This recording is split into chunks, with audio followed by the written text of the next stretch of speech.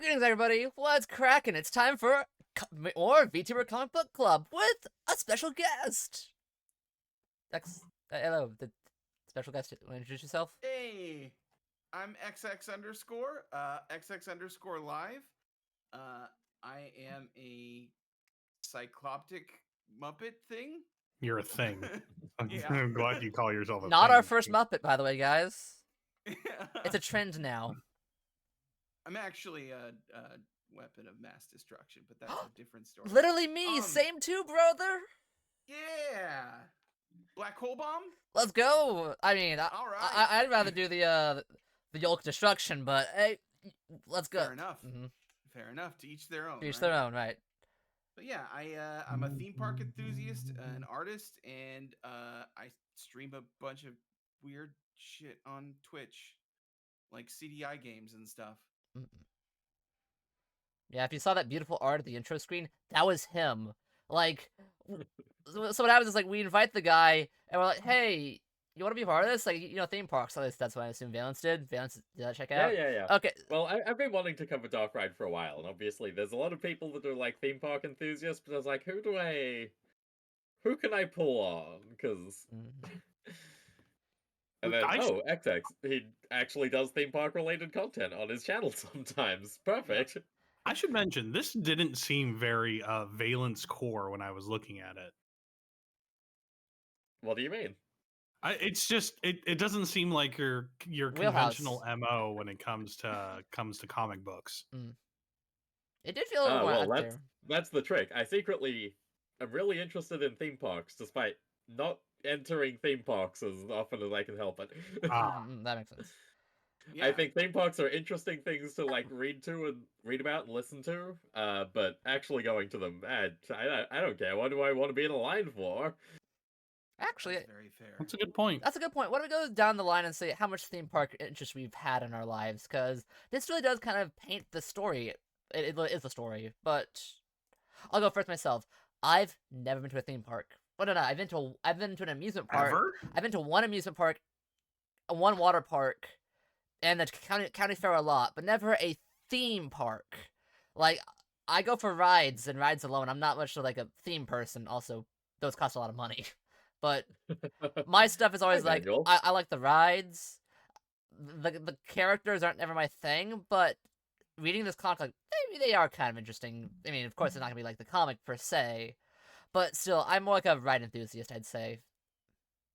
How about you? There's significantly more death and destruction at your conventional theme parks. Oh, well, good to know. I'm excited for that then. Yeah, hey Egg, have you ever heard of Action Park? Can we derail this before we even get past the cover? I've seen a YouTube video on it like ages ago. Wasn't that like in New Jersey or something? Only in Jersey. God, if only Picard was here, we could start talking about Jersey wrestling as well. God, no, please.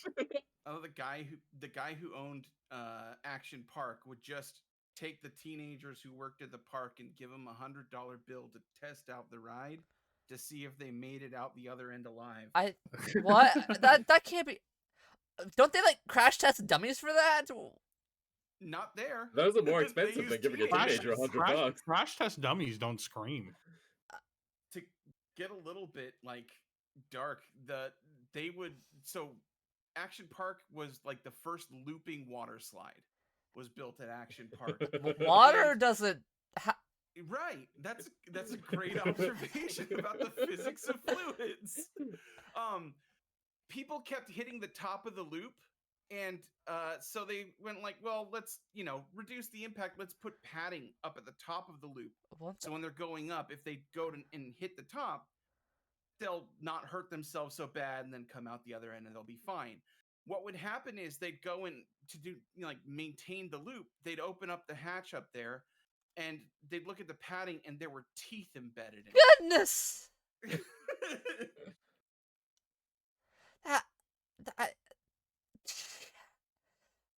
Yeah. How did they get like sued for that? Oh yeah. Oh, okay, good. Because I'm like, they still ran after that though. Okay, because I'm like reading this comic, like, people dying on the comic okay, so this not to spoil ahead of time, but like some people die in this comic. Shocker! It looks like a devil on the thing. Yeah, it's someone they die and then they have the park still open, and I'm like, wouldn't that be like you shut down for like the rest of the season if someone dies there? But you're telling me they can Oh just... no, not at all. No, You can only shut no. down for a day. You shut down the ride if someone dies on it. Yeah. Yeah. for good It at goes least, through, right? like calibration, No. testing, reinspection, but no, the park stays open.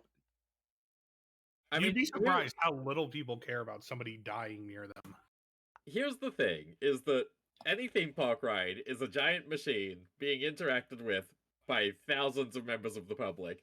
Imagine any circumstance where that doesn't lead to someone dying.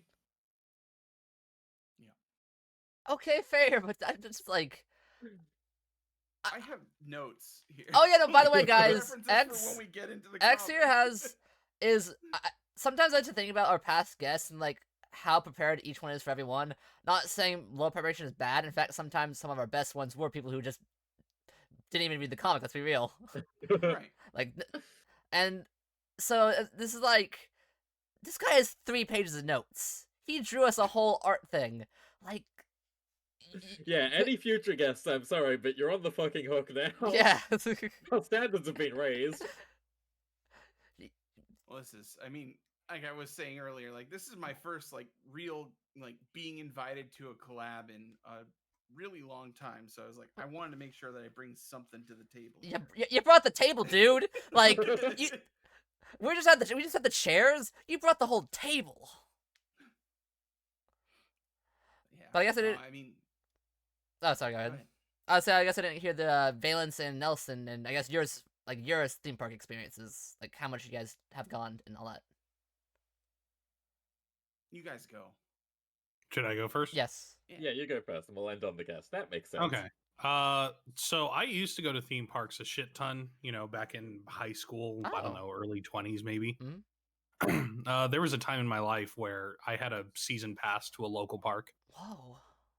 and, going there every day, that sort of stuff, figuring out times and that shit.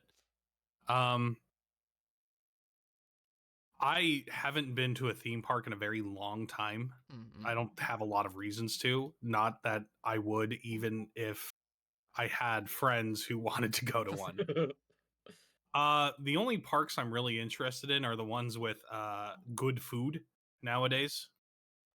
And then when you go with people, they're like, "Oh, this food is so expensive. I can't go to this," and blah blah blah blah blah. It's really lame. But my claim to fame for theme park stuff is that I am one of the few people that has actually eaten in Disneyland's Club 33. Oh, God, shit. I'm so jealous. Yeah. I was 10 years old when I did it, so don't be super jealous. What is that? What's Club 33?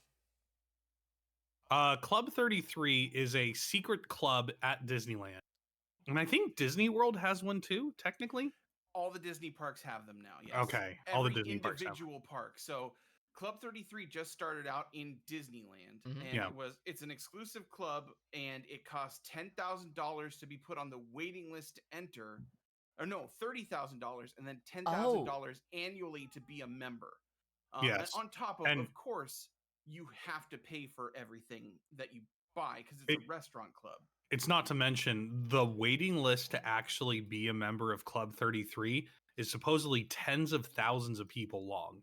It's years long, yeah. It's like you won't get in your lifetime. The way people get in now is their company has a membership to Club 33 and they hand over the membership card to whoever's going. Or there are people that manage to snag it and now sell it to people, like diehard Disney fans. Yeah. But yeah, okay. This explains a lot about the comic that I was like unsure of, but now that makes total sense. And in this comic itself, there's a club called Club 666, which is basically what a huge reference to Club 33. Yeah, absolutely. Including the satanic blood drinking. Right. Listen, anyone who can spend $10,000 a year to be on a waiting list they're drinking some blood. Whether it's literal or metaphorical is, you know, Yeah, just exactly. semantics, really. Yeah. Adrenochrome. Yeah, let's get Extreme cancelled again. No. Look, if it's not happening on Comic Club every week, every month, it just has to happen. Penis. We're getting there. We're getting there. Ball. Yeah, don't worry. We'll see Halloween What? eventually, and then we can really all pop Fart. off. Oh, perfect. What about you, Valence? Do they have theme parks Oh. over there across the seas? Yes, they have We- Core Blimey. It's 8 bong. Let's go have Oh. tea and crumpets. Pip pip Okay. cheerio. You're saying that jokingly. The biggest theme park in the UK is Alton Towers, which is all Hell yeah. built on some fucking estate, like some ancient manor house, and then they put a bunch of roller coasters in the backyard. Wow, that is Cool super roller coasters. British. It is, but I have to tell you about the wonders of the Australian theme parks as well. So Oh, it's The part that- Kangaroo Didgeridoo. The no, park. it's How do even you dumber, do? trust me. Nelson, you're gonna love this. You're gonna be so happy that this is still the case. So all of our theme parks are in Queensland, which is super far north, tropical. No one lives there, terrible place to be. So like Florida in that respect. But one of the things we have there is Warner Brothers Movie World. They haven't had money for a while. One of their big attractions is still, to this day, an Austin Powers walk-around character. The music plays. What? The music plays, and he has birds with him, and they just fucking strut around doing Austin Powers dances. It's That's fucking wonderful. Intensely based. In 2024, I good. can see Austin Powers if I go to Australia. Yes. Or Universal Studios Singapore. What they have an Austin Powers In there Singapore? Yes. Yes. too? Is it a Singaporean Powers? Austin Powers?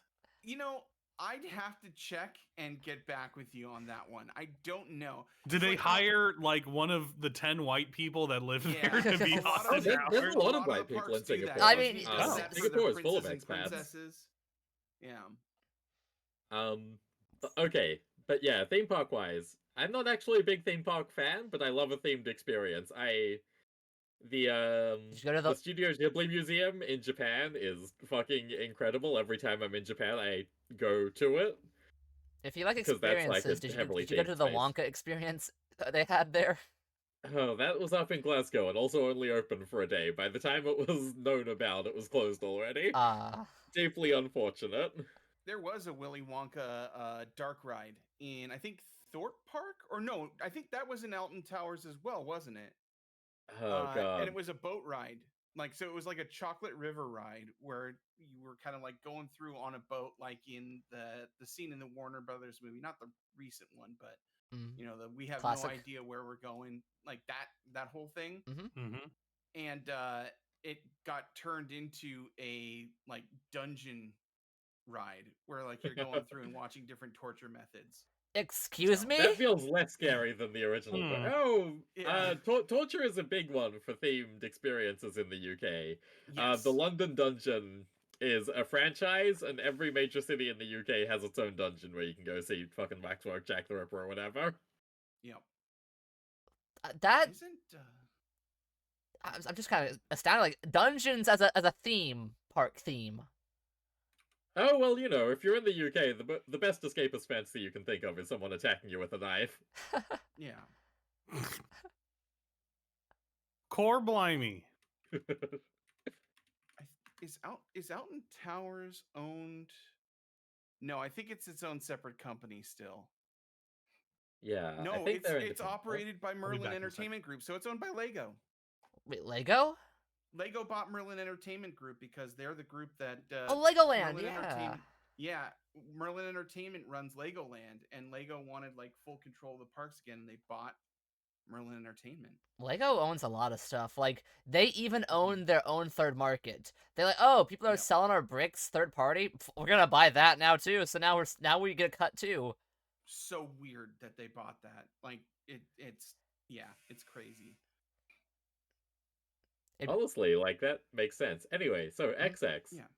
you're Okay. the biggest theme park fan here. Look at your outfit. Yeah. Go off.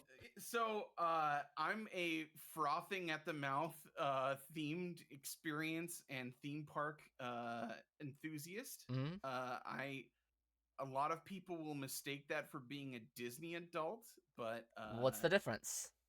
The difference is that he likes the Universal parks too. Oh, okay. Yeah, and I do the same thing at a rainforest cafe. So, you know, I wish Mars 2112 was still open in New York so I could see it. But yeah. You know, normal people are sad that CBGB's closed. Right. I'm sad that I don't get to see the you know, the Princess of Mars and ride a simulator, you know, before eating a cheeseburger with craters burned onto the bun. Yeah, I mean, like, admittedly, I do go hard for the Disney parks, but that's also kind of because they hit a higher standard, kind of. Like Universal is starting to match that energy a lot, but Okay, Disney but is who has the actually better starting to do Spider-Man, more. right? Oh, Universal, 100%. But when that Spider-Man ride at California Adventure and then later at Disneyland Paris came out, I was like kind of like, oh, this just looks like it's a clone of their Toy Story ride that they have in the same park. Why would they do that? And then I rode it recently after celebrating getting a job. I went to Disneyland. Congrats. And thank you. And man, it's better than the Toy Story ride. It's more fun. Like, you don't have to pull on a string to fire at targets. You're actually doing like the Spider-Man gesture and slinging webs at robots. That So sounds it just, awesome. yeah, it's really fun. So I'm a convert now. I enjoy that ride, but still, the Islands of Adventure Spider-Man ride is the superior Marvel ride in my book. But yeah. So you're the one we're gonna defer to this whole comic, because see, Hey, I listen to those podcasts about the mall Yep. outside the theme park. I'm more deranged than I let on. I've seen Yeah. a few episodes of Defunct Land. That's about as much as I've known. Yeah, me and Valence bonded over our mutual love for Podcast The Ride, which is just an incredible podcast about themed experiences Wait, that is run by three men in their mid 30s, two of them with children. It used to be They- three childless men in their mid 30s, and then two of them had kids. And yeah, they just recently got through with the City Walk Saga Orlando Multiverse of Madness. Multiverse. what does that mean? So it means they reviewed the entire mall outside the theme park over the span of like 3 weeks. Yeah, like an episode every day, except for the day where, in the story of the marathon of episodes, they all got split up into different universes, and each one of them had to make a separate, unique podcast about a defunct, city walk experience. I'm sorry, this sound like comic books now. Excuse me. I mean, Oh that was yeah, the no, point they of are it, big yeah. comic book nerds. Don't worry. One of them, Scott Gardner, is the creator of Tiny Fuppets and that Adult Swim short, Lords of Synth. He also made Moonbeam City. Oh, I love Yeah. Moonbeam City. Well, Yeah. I use love strongly, but You can say that you love Moonbeam City because no one's watched it. They can't call you on it. I no, watched it's it. it's Adult Good Swim show. I love. love Moonbeam City. it's a very solid okay. There are some really funny jokes in there, but Yeah, no, it's an enjoyable show. yeah, it's an enjoyable show. See- And that aesthetic, I just wish, I don't know. I kind of wished it was more of a, like a Miami Vice parody than, like a straight up, oh, it's Archer, but not Archer. Yeah, no. There's ways it could have been improved, but like I'm glad that it exists. Yeah. Mm-mm. Oh man, we already passed something that Oh. like F- we don't necessarily, but like Feel there's free. this whole argument Control. that he's having with his wife about how nobody wants scary rides anymore. Mhm. Utter crock, total bull. Like that. First of all, the argument of whether people want scary or funny in their rides is a classic theme park argument. Oh, Something that Mark Davis and Claude Coates battled over the Haunted Mansion until eventually they finally just went, well, how about both. first half of it be more scary, second half be more funny? Shake hands, build the ride finally. It's been sitting there dormant for like 20 years.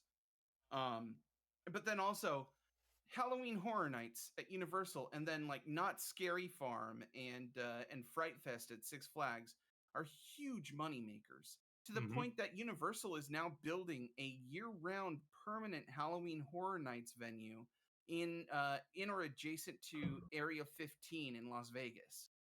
Wow. Where they're gonna build like a permanent Halloween Horror Nights for people to go to, with like a few mazes and like shopping and restaurants and stuff like that. Interesting plan. Yeah. In Vegas? They're going nuts, actually. They're building that. They're building a family park in Waco, Texas, and they're also what's the rides there? That is it's all like DreamWorks kind of Illumination themed. So like Trolls, Minions, CIA Shrek. cocaine submarine ride. Yeah. Survive a burning building experience. Yeah. And then they just purchased a massive plot of land in the UK, and they are building a Universal UK park. And there's rumors that they're buying Ventureland in Spain and going to convert it to a Universal theme park as well. Let alone the fact that they're building Epic Universe, which is opening like next summer, 2025, which is a whole third theme park in their Florida area. Wow, they're doing a lot. I would have thought like COVID would have like hampered them for like a decade. Right. Meanwhile, Disney just recently opened a interactive water fountain attraction and have released a bunch of concept art for stuff that is then been canceled. Oh. Like literally, that has been like the big Disney announcements lately. Well, yeah, but Star Wars Land. Yeah, Flopped. you can get the Blue They Mill. canceled it in Paris. Remember the Rebel base? Remember Asti. I've had the Blue Milk. I've had the Is it green good? milk. Wait, green? They're all right. They're not worth the $10 they charge for it. Jesus Christ. It's like a 4 or 5 ounce glass of what is effectively like a blue coconut fruit punch, not fruit punch, but like tropical fruit coconut smoothie thing. And it's like, all right, I paid too much for this, but you know, Wow, that's that kind is... of like. Did you get the collectible cup? No, that would be like $25. Yeah. Jeez. Did you get the collectible Spoon? Coke cans? And Nelson, I have already I've got spent one of the so much collectible money Coke on bottles Disney downstairs. collectible cups because I am not only a themed experience fan, not only a synthesizer fan, not only a Lego fan. I am also a tiki bar fan, despite the fact that I don't drink Oh my alcohol. god, do you love the Enchanted Tiki Room just as much as I do? You know my cat's name.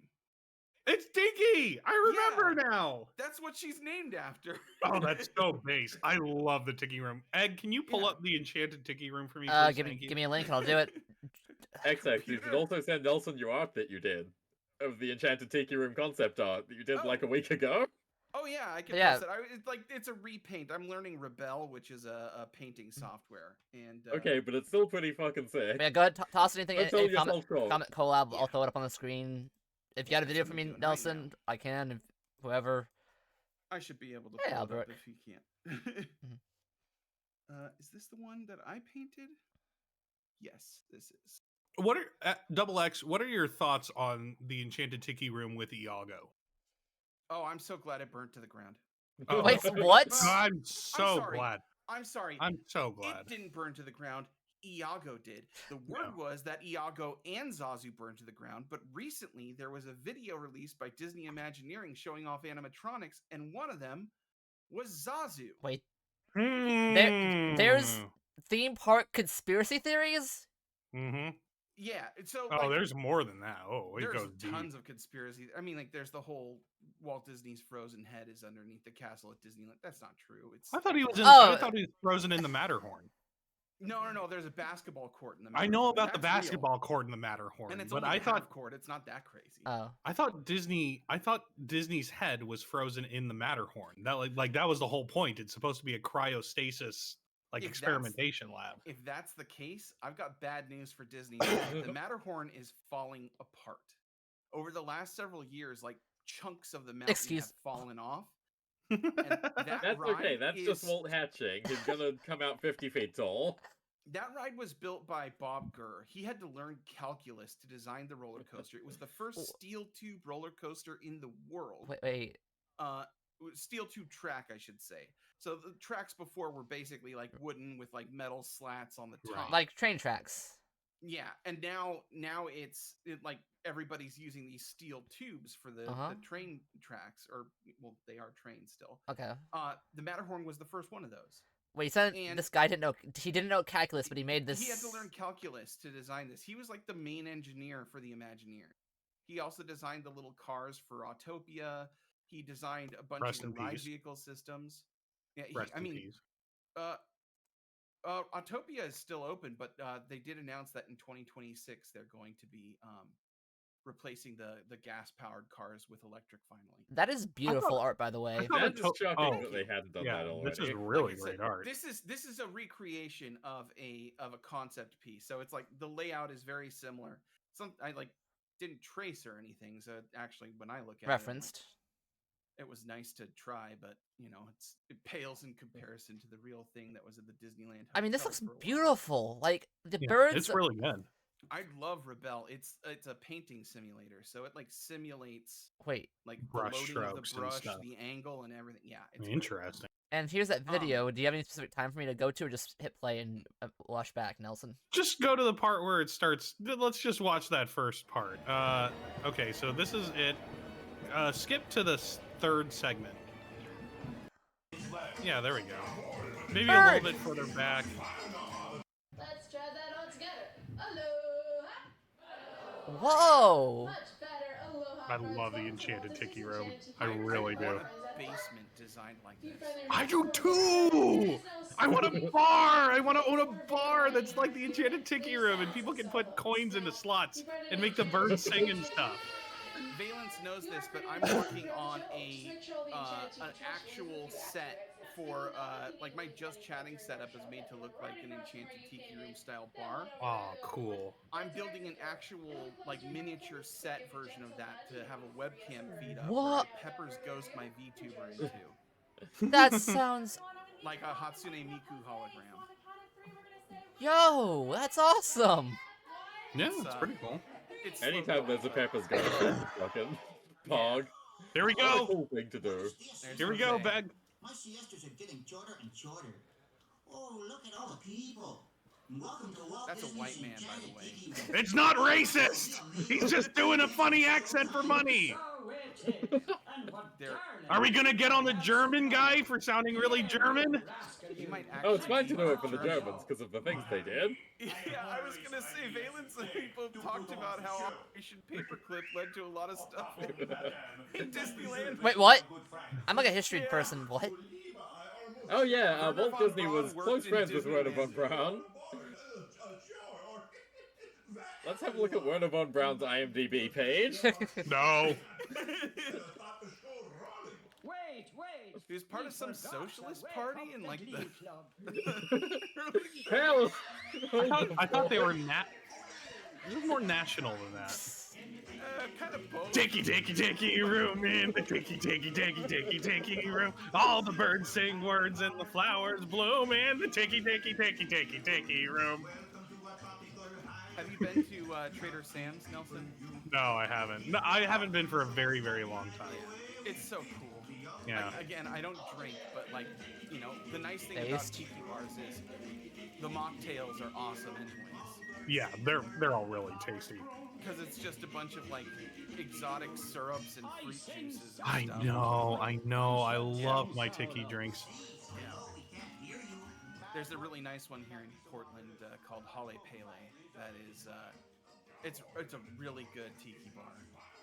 This looks very quaint and wholesome. So they added the Aladdin bird to this for some reason? So yeah, that was like 2009, right? And that was at Disney World. And they added to try and update it. And they also added an animatronic, like, it's like the upper torso, head, arms of a person as like a tiki god that came out of the fountain that's in the center of the show room named Oa. Oa? And, the whole story is that Iago pissed off the tiki gods and she smites him, basically. Everyone hated it, and then there was a fire in the building, and somehow the only thing that was destroyed was Iago. And so they just took all the stuff they added out and turned it back into the regular tiki room. This was the Enchanted Tiki Room at Disneyland was the first audio animatronic show in the park, and the first audio animatronic exhibit. Before even Great Moments with Mr. Lincoln at the World's Fair in the 60s. Damn. Yeah, but also because they were ostensibly much simpler to build and animate. Yeah, the right? birds. They're more limited. They're smaller. Yeah. Also, They're all, if like, if you do mad. ever happen to go, Egg, Yeah. get the Dole Whip. Hell yeah. The what? That's what Get I've got in my get the hand right Dole now. Whip. What's that? Yeah. It's basically just like dehydrated, obliterated pineapple that's mixed with various binders, sugar, and water to make a delicious, frosty, soft serve treat, which they now offer in multiple flavors at the additional tropical hideaway section next to the Enchanted Tiki Room at Disneyland. Get pineapple. Pineapples are good. Yeah, but they also have like raspberry, orange, strawberry, and all that, and they do swirls of them too. I had one that was a pineapple blood Ooh. orange swirl, which was really good. Ooh. Yeah, Man, I haven't been to Disneyland in maybe more than a decade now. man. Now, you said you were more interested in places with good food, and you're kind of in the Midwest now. Have you been to Dollywood? No, I haven't. You should look into that. Do you like Uh, roller coasters at all? Maybe I don't know. I don't think I can go to a theme park by myself. That seems That's, awkward. that's what I It did. would at be Disneyland incredibly this last funny time, if and the first theme park you went to in a decade was dedicated Dolly to a World. huge wreck.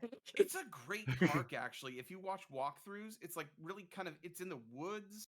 There's a lot of like just natural beauty. It's like in the mountains there in Tennessee, and like everything is this really kind of like quaint, homey country feel. without Tennessee being, is like, quite a run drive down. for me. That's Fair. not Wait. close. Dolly is like Dolly Parton. Yeah. Yes. She has a theme She has, her, park. she has her own theme Yeah. park. I mean, I guess Silver Dollar City Elvis is has part one, of I the guess, same kind of, company, and that's in She- Branson, in She Missouri. is the Dolly Parton dinner show at Dolly World. That's a great question. I don't know, because I did a whole stream about dinner shows like that, and the Dolly Parton Pirates dinner show was absolutely Wait, hands she down has the best more version. than one show? Well, she has that one, and then she has like I think it used to be called the Dixieland Review, until Yeah, people Dixieland Review. pointed out, "Hey, what the hell is up with this name?" And she went, "You know what? I didn't even think about it until now, and I'm really sorry." And she changed the name. Oh, okay. Oh, So Man, Dolly Parton's so cool. she is. She has a fun to give books to kids. Yeah, yeah. She's very. Oh, hey, Albrook. That was probably too late. I had stuff. Oh, open. Halbrook's been there for ages. Yeah, posting tiki. Posting tiki on Maine. But yeah, no, I mean, like both of those parks are really nice, and I really wish I could go to them at some point. Maybe I will. I've been saying like I need to like just quit my job and just start traveling the world and going to different theme parks and reviewing them. You know. Yeah, I think you're gonna need to pick up another job after every fucking theme park you visit. Yeah, yeah. All right, so there's actually people that do videos just reviewing theme parks. You're talking about. Oh, yeah. Okay, so that guy's I mean- real. Okay, so I'm just thinking about the comic. Oh yeah, I was gonna say like yeah, there's a guy in the comic. Yeah, Like, no. That's very much a real thing. There's the whole Yeah. industry of being a guy who walks around the theme park. I mean, we were Making just money talking on about the YouTube. podcast that fucking XX is the highest Patreon level for. Yeah. Right. That's I'm their part of primary Club source of 3. income. It's definitely not Moonbeam City where he runs. No, Uh, I don't think he makes any money off of Moonbeam City because it's not like there are any residuals for a show they don't play anymore. Yeah. It's still on the streaming platform because they haven't realized they haven't, according to Oh. Scott. Yeah. They haven't taken it out to the pasture for tax reasons yet. No. Yeah. Thankfully, that's they're Viacom, not Turner. Oh. So Yeah, fair. Yeah, Viacom doesn't really do that. no. They know that every Star Trek show is special.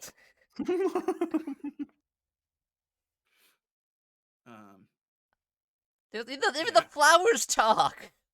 Yeah. The birds sing words and the flowers croon. Yeah, and the Tiki gods do too. Like, if you haven't Yeah, noticed, but there's like these that's columns. that's arguably the most racist part of the Enchanted Tiki Room. Man, there are rumors swirling around that this is not gonna be long for the world. What? The Enchanted Tiki Room? Yeah, I'm a little bit worried, like, because apparently there's been this like I mean, part of it is I think there's people screaming about Disney going too woke, and I think they're trying to stir these rumors up to bring up like a fervor with like the general Disney fan base. But there's also been word of like people designing mugs for Trader Sam's that are based off of the tiki gods in this that have had their designs rejected. And the word is like execs are saying we're not really going for like cultural or religious appropriation anymore in anything. So like all the mugs at Trader Sam's are going to be based off of Disney characters, not based off of like the Tiki Room. Foolish. And that's why the last Halloween mug that was exclusive was Ursula's cauldron from The Little Mermaid, which I would argue actually still makes perfect sense as a tiki mug. It's literally an under the sea cauldron of a witch. Like, that's tiki still. Yeah, that's the sort of shit tiki bars would sell. Yeah, it comes with like a glowing pearl that you put in the middle, and it's like a bowl. Like there's the different classifications. There's like a single beverage mug, and then there's the bowls for like the volcano bowl or the scorpion bowl, stuff like that. Man, tiki is like its own thing. Yes, it's like obviously somewhat offensive. Can't they just people, hire it's some obviously Hawaiians a rip for of this? an existing culture, but it's not. And it's older than people think. It's from the 1900s. It's not from like people hanging out in Hawaii, vets hanging out in Hawaii after World War II. It came from prior to the Prohibition. Cocktails were a lot more complex, which is why tiki drinks are so elaborate. And then when the Prohibition happened, they were like, well, we don't have time to mix these crazy drinks. Let's just throw a little bit of sugar, some citrus rind, and like some whiskey in a cup and call it an old fashioned and be done. Hey, in fairness, in fairness, the whiskey cocktail that became the old fashioned is quite old. The Lost Word is a Prohibition era drink. Sorry, you've fallen into one of my traps now. Okay, so Egg, I need you to pull up the history of whiskey. No. But yeah. I want to build one of those columns and one of the birds so bad. I need to figure out how to program shit. I used to take robotics in high school, but I don't know how to program anything. Well, you see, the first thing you do is you go to look at their faces. Fuck, what's it called? Google. You go to GitHub, search up "make robotic tiki bird move," and steal the code. Then you just copy and paste all that into something. Yeah. Despite being very like simple movements, it looks very elaborate altogether. Yeah. When I was there in October, at the very end of my last day in the parks, this is my favorite attraction. I got to go on this, not on this, but I got to watch the show all by myself before park close. Oh shit, nice. It was personalized. Incredible. Yeah. By the way, that's just a bunch of Mylar with a fan blowing on it. It's not real rain. But in the Disney World one, in the Walt Disney World one, it is actually water. Oh shit. Yeah. Different. It's like how in the Haunted Mansion at Disneyland, you're on an actual elevator going underground, so you can travel under the berm to get to the show building for the ride. But in Disney World, it's in the middle of the park, so the ceiling is just rising in the stretching room instead. Oh. Huh. That's unique. I did not know that. Yeah. I can't stop this. I like how they all have. I like how they all have names. It's cute. Yeah. Do you have like a favorite one, a bird or whatever? I mean, honestly, the questionable accent aside, because he starts the show, Jose's my favorite. Yeah, Jose. My thought is, if I were to actually build a tiki bird, it would be a toucan. I mean, yeah, that makes sense. They had a toucan in Enchanted Tiki Room. Yeah, they have several. Yeah. Yeah. But I mean, like, I wouldn't go for a macaw because that's a bit too exact. And also, just in general, I just like toucans. They look cool. Yeah. I like that they have like a scrub brush tongue. It's very weird. What? Yeah. Yeah. They don't have like a regular like muscly tongue. Their tongue looks like something that you would clean bottles with. It's specifically designed to like grab things through Yeah. their immense beak and pull it into their throat. Yeah. It's very weird, but it's cool. Yeah. I'm just All looking the that up. birds What the somewhere heck? deep- That's crazy. Yeah. That's like a brush at the. That's okay. I learned. Yeah. You learn something new every day, and right now I've Yeah. learned a lot. I learned that one from TikTok watching somebody who has a pet toucan. So thank you, TikTok. Wait. You can have pet toucans. You can have a I pet think you have to anything as have long as the police licensing don't or come something. around. I mean, Yeah, if they don't catch you, you can. I thought they were like in danger or something, or like not on like some kind of list of like, hey, these animals are like don't have one, but I guess you can have one, huh? Yeah, I don't know. Never really thought of it. Maybe.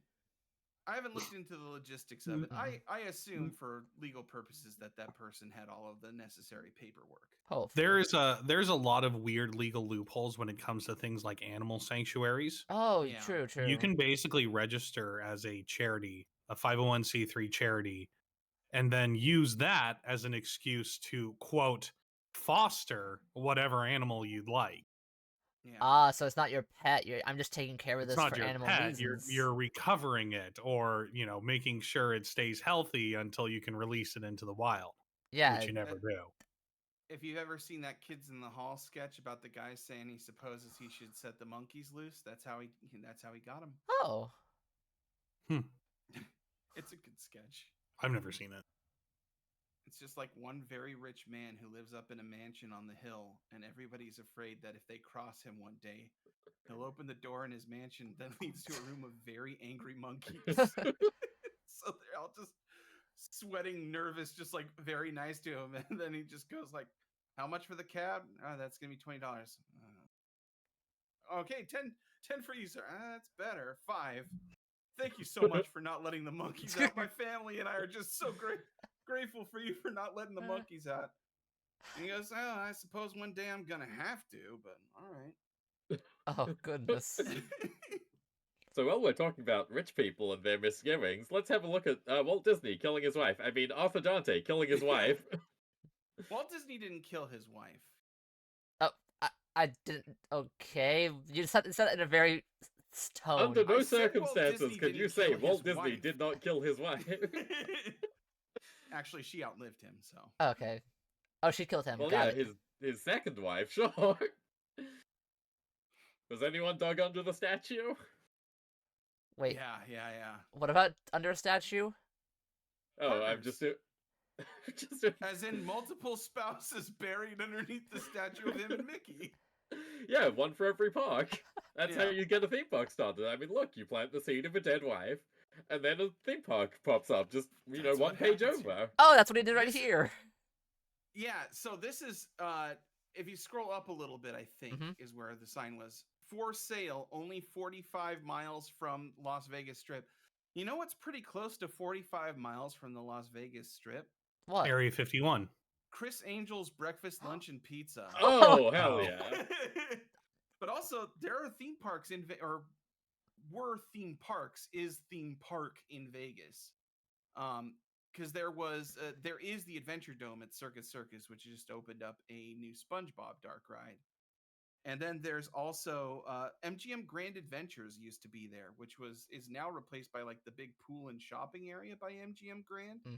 But it used to be a theme park, and they had a ride that was going to start off as Apocalypse Now the ride.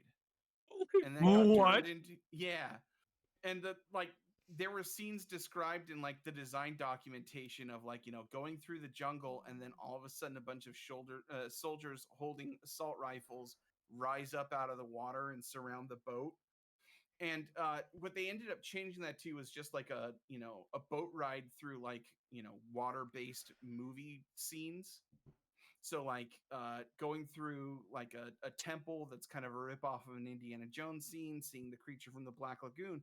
But the end still finishes with a Vietnam era helicopter rising up from behind the brush and opening fire with a machine gun at the boat as you end the ride. Theme parks are insane. Yeah.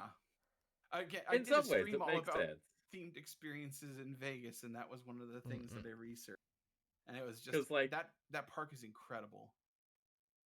some of the earliest rides are Mhm. all like ghost trains and haunted Yeah. house things.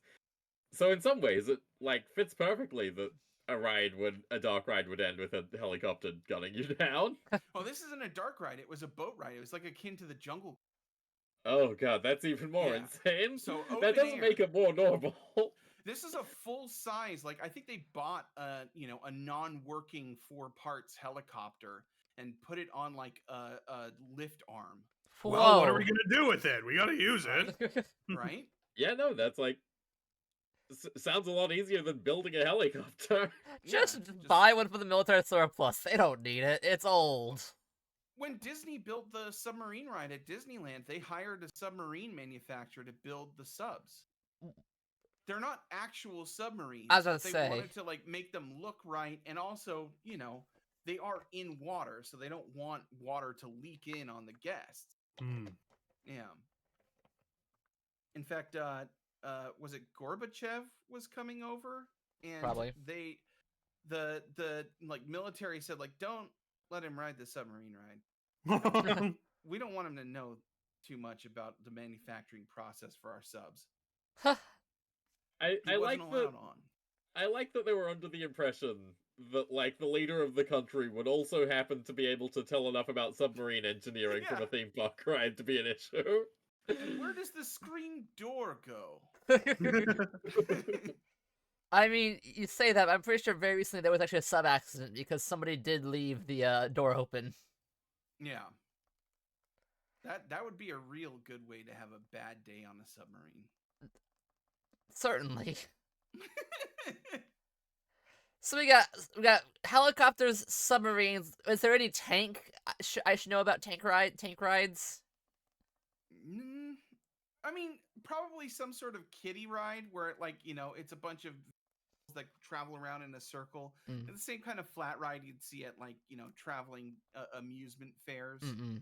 Like moving from county fair to county fair, that sort of thing. Ah. I don't think there's anything that I mean, and I very well could be wrong because there are so many theme parks. I've just recently learned about one in Japan that's all racing themed because it's in the middle of a Formula One track. I was so worried you were going to say all racist themed because I was still thinking about the Tiki Room. I mean, that's not in Japan. That's Korea. They had to paint over a lot of Confederate flags on one. Oh yeah, I mean, Oh, hey, what are the Six Flags over Texas? Yeah, do they still have the Confederate flag at that park? Because Texas. So Six Flags started in fair. Six Flags started in Texas, and it was the Six Flags over Texas, and it was the different flags of the ruling bodies or the governing bodies that managed Texas. Spanish Empire, Mexico, Texas, Confederacy, America. I guess, but depending on the Louisiana Purchase size, France maybe. I'm trying to think what all Six Flags would be. Yeah. According to this thing I'm looking at on Google Images, it's Spain, France. Okay, yeah. Spain, France, Mexico, Spain, France. Texas, America, and the Confederate States. Yep. Okay, so that was I wasn't sure what part of Texas it was from because Louisiana Purchase did have some of it, but not. Okay. Sorry, I'm just like I'm doing the history thing because I'm relating this more to history stuff, and you're doing the theme park. I'm like, these are crazy. Like, like I'm not like caring about the comic anymore. I'm like, dude, theme parks. Excuse me. They have this stuff. They have submarines. They have. Man, if you're interested in history, you should see the American attraction. I think it's the American Adventure in Epcot. Mark Twain shakes the hand of Ben Franklin. What? You'd freak out canon. about the. That's canon in Mark Twain and the Mark Twainiverse. The Twainiverse. the TCU, the Twain Cinematic. Twain Cinematic. Oh, actually, Egg. This is just for you to look into later. But the other day I was watching theme park videos and came across Puy de Fou, which is a French theme park that doesn't have any rides. How can it be a park without rides? I mean, look at it's all shows. Oh, yeah, it's all shows, and the shows are completely insane. I did a stream all about Puy de Faux, and it is mind-boggling. There are like full-scale castles that rotate. What? Yeah. How do you rotate a castle? They're like giant walls that rise up out of the ground. And the new ride that they're building right now is like, or no, I think it's already open. It's like a theater where all of the seats like rotate. Like the theater is literally built around you, kind of like the carousel. Well, no, the Carousel of Progress is opposite of that, where you're sitting in seats looking into the center of the wheel and you're spinning around to see the different show scenes. This one, all the seats are pointing, forward in one direction and rotating to the theater scenes that are on the outside. And it's like 1,000-person theater or something. It's crazy. That's insane. Yeah. It's fascinating. And it's all history. Huh. Like there's a World War I walkthrough exhibit where you like walk through the trenches. Oh, wow. And like it's a mix of like reenactors and just like figures or just like recordings and stuff like that. But do they give you complimentary trench foot at the end? Yeah, I got that at Disney World. Oh Jesus! Yeah, one time, like I think 2021. Back when COVID was quote over unquote, my family decided to go to Disney World. And it rained so hard at the Magic Kingdom and Epcot the day after that it flooded and my shoes were not airtight. Oh, no. And, yeah. Wear Crocs. I actually remember that happened. I had a friend that moved to Florida during that whole thing, and like the day after they moved in, it started flooding. Yeah. Yeah, it was crazy. The next, the third day, my feet were itching like crazy while I was walking around Animal Kingdom, and then the day, it was bad. Like, I stayed in the hotel room the next day, and I just like I made $100 order on Cardify or Shoply or whatever the fuck it's called, just for like Neosporin and bandages. Ooh. Oh. Yeah. Yeah. And then I got to go through Star Wars Land on a scooter the day after that.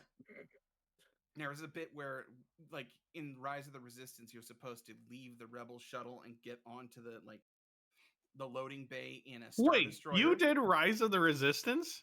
Yeah. Wow, ritzy. Oh, I've done it several times, Nelson. Why? Because I was at both parks. I did Disney World in 2021 and then Disneyland. But why did you pay that much money? Honestly, when I think about it, it's because I'm really, really stupid. That's a pretty good reason. I mean, you've seen my Lego collection and my synthesizers. Yes. You got a Lego By collection? The way, egg. Rise of the Resistance is the all-inclusive Star Wars experience. No. You're mistaken. That's the Galactic Star Cruiser. Oh, I didn't do that. Oh, that's why I was calling you rich. Okay, no. Rise of the no, that's just going to the Disney parks is expensive enough. Yeah.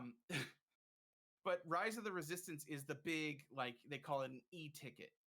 Because back in the day, Disney, like you paid a much lesser fee to get in, but then you had to pay per ride. And different rides at different grades, with E being the highest grade, so the most expensive. E for expensive, got it. Basically. Yeah, that's right. Rise of the Resistance is the Star Wars Dark Ride at Galaxy's Edge. And it's a pretty immersive experience, honestly. But it also breaks down a ton because there's so many moving elements to it. And yeah, so I'm going off the Rebel shuttle, and I'm the last person, or no, I'm the first person off because I loaded in last because I was on the scooter. And you go out the door that you came in because it's this weird carousel setup. And so this Imperial officer comes up and says, "All right, everybody off." And I go to back up, and the thing is slow. And of course, what does the scooter do while it's backing up? Beep, beep, beep, beep, beep. And everyone is waiting on me, and I'm just laughing. It was good. I'm glad you enjoyed it. Oh yeah. You got some enjoyment out of that Star Wars ride. Yeah. Did you ever do Galactic Star Cruiser? No.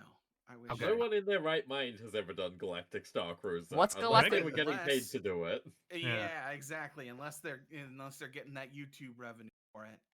What's Galactic Star Cruiser? Galactic Star Cruiser was a 3-day holiday package, I think you would call it, that was entirely Star Wars themed hotel time, and you just loved Star Wars for 3 days and gave Disney like $6,000 for it. Just play the Knights of the Republic game or something. That's a lot. It was $4,500 for 2 people. Your food and drink was included other than alcoholic beverages. And the whole point of it is it's a hotel, but the experience is designed like you're on a cruise. Because when you go into the hotel, the first thing they do is they put you on these they put you in an quote elevator pod or whatever that then flies you up to the Star Cruiser.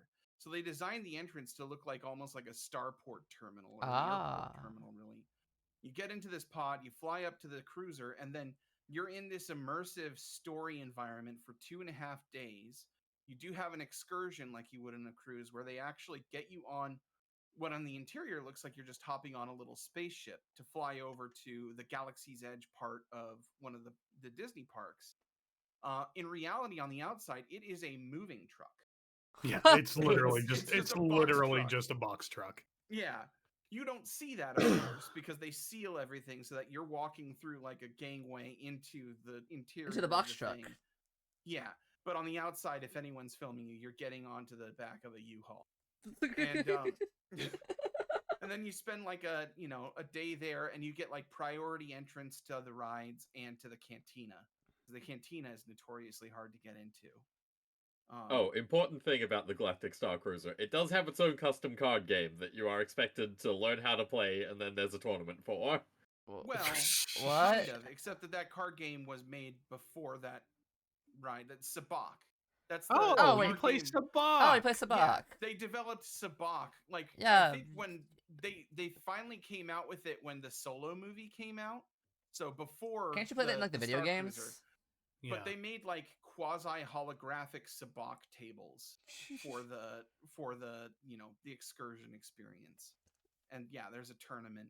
And then they have like aliens who walk around. They have like an R2 droid. They have an AI like Alexa style assistant that's built into every room where it looks like you've got a video feed talking to a droid. Kylo Ren comes in and like commandeers the cruiser. You can hang out with Chewbacca. Pretty sure that Han and Leia conceived Ben Solo, according to the tie-in comic book that Marvel released. Oh, you've got to be fucking kidding me! I hate it. You can see where they carved their initials on the interior of the ship somewhere. Oh, I hate this. This is really good. I can't hate this any more than I already do. Jesus you can Christ! Eat blue shrimp. Blue shrimp. What? Blue shrimp.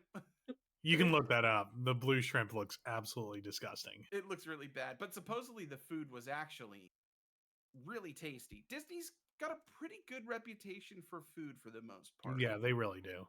Yeah. Why like is Victoria it and Albert's in blue? Florida just got their first star. Sorry. That's oh yeah, why is it blue?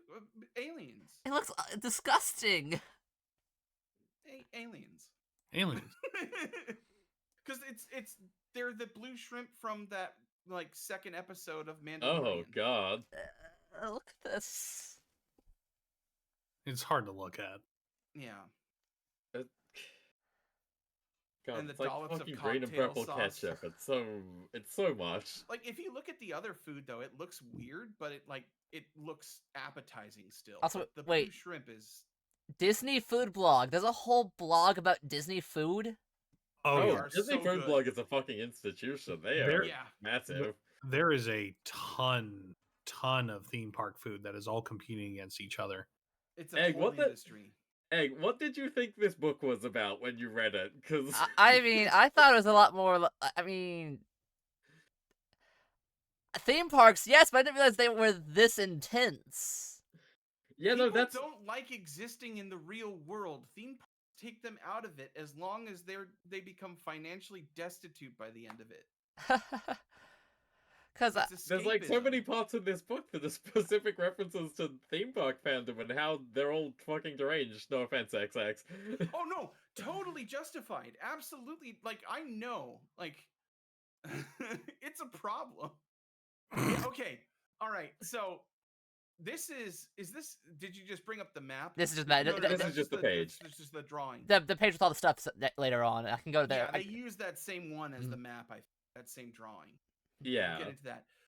But if you actually, Yeah. If you scroll up a little bit, so Murder Mountain is that big. No, right there. That big kind of rectangular lump just to the right of the castle. That's a fucking plateau. Thank you. Thank you. Murder Plateau that's- didn't roll off the tongue well enough. Yeah, no alliteration. The investors said we gotta call it mountain, no plateau. Sorry, Yeah. your dream does not exist for us. We need to make money.